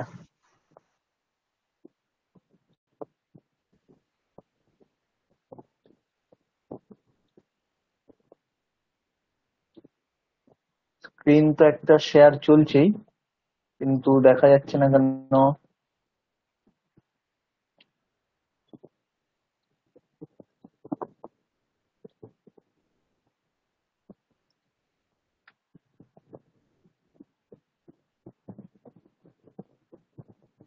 দেখা যাচ্ছে হ্যাঁ তো এবার স্ক্রিন? দেখা, ঠিক হ্যাঁ আছে। এবার দেখা যাচ্ছে। হুম এখানে সহার জায়গায় আসলে ছিল সহ, যেটা হচ্ছে তৎশব্দের আমরা দেখলাম তৎশব্দের রূপ সহাতৌতে ওই সহা ছিল, কিন্তু যেহেতু তারপরে গ রয়েছে সেই জন্য বিসর্গ সন্ধি হয়ে এখানে বিসর্গের লোপ হয়ে গেছে। আচ্ছা, এবার আমরা যেটা পড়ছিলাম যে আমাদের হোমওয়ার্ক কি কি থাকবে, শব্দরূপ, এই তিনটে শব্দরূপ এবং দুটো ধাতুরূপ পড়া থাকবে। আর তার সাথে সাথে আর আজকে আমরা যে বিশেষ্য বিশেষণ শিখলাম সেই বিশেষ্য বিশেষণের আমি কয়েকটা বাক্য লিখে দিচ্ছি বাংলায়, সেগুলো আপনারা সংস্কৃতে অনুবাদ করে লিখে পাঠাবেন। কিভাবে পাঠাবেন? ওই আমাকে হোয়াটসঅ্যাপ করে পাঠাবেন, আমি লিখে দিয়ে দেবো সময় মতো। কয়েকটা মাত্র বিশেষ্য বিশেষণের কাজ দেবো, এই আজকে যেমন আমাদের অভ্যাস হলো ওইরকম কয়েকটা অভ্যাসের জন্য কাজ দেবো। এটা একটা ব্যাপার। তাহলে আমাদের হোমওয়ার্ক রইল। কিভাবে পাঠাবো? কথাটা আর হচ্ছে নেটওয়ার্কের জন্য অনুবাদ, কেটে গেল। ওই হোয়াটসঅ্যাপে পাঠাবেন, হোয়াটসঅ্যাপে। পার্সোনালি না গ্রুপে? না, পার্সোনালি পাঠাবেন, তাহলে দেখে দিতে সুবিধা হবে। গ্রুপে তো অনেকে আছে, অযথা অনুবাদ হবে, ও সংস্কৃতে লিখতে হবে। আচ্ছা স্যার।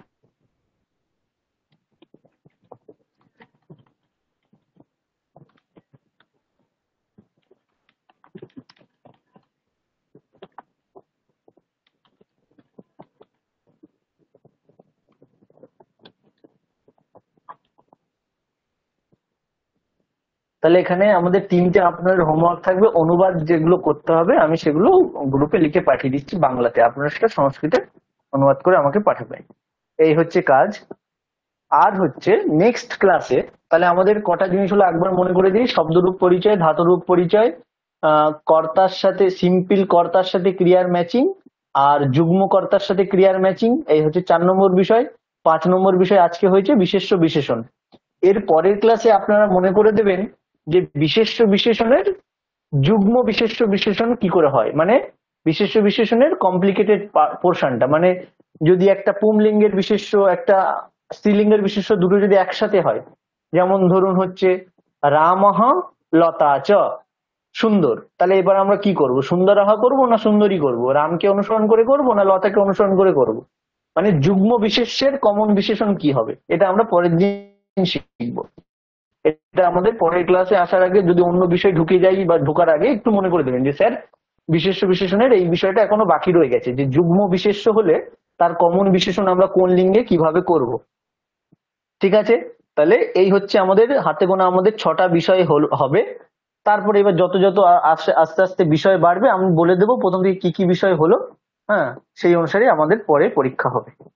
ওকে, আর আজকের ক্লাস বিষয়ে কারোর কোনো ডাউট আছে, জিজ্ঞাসা আছে? ক্লাস বা যে কোনো না ডাউট স্যার থাকলে নেই জিজ্ঞেস করতে পারেন। স্যার, সিলেবাসটা দিয়ে দিন। হ্যাঁ, সিলেবাসটা আমি তৈরি করা আছে, সেটা একটু এডিট করে আপনাকে দিয়ে দিচ্ছি গ্রুপে।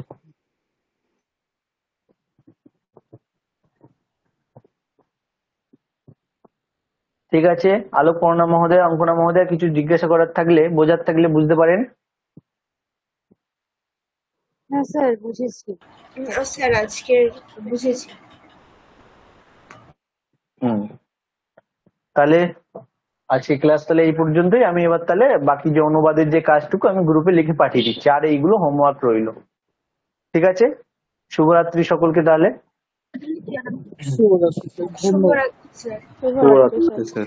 হ্যাঁ।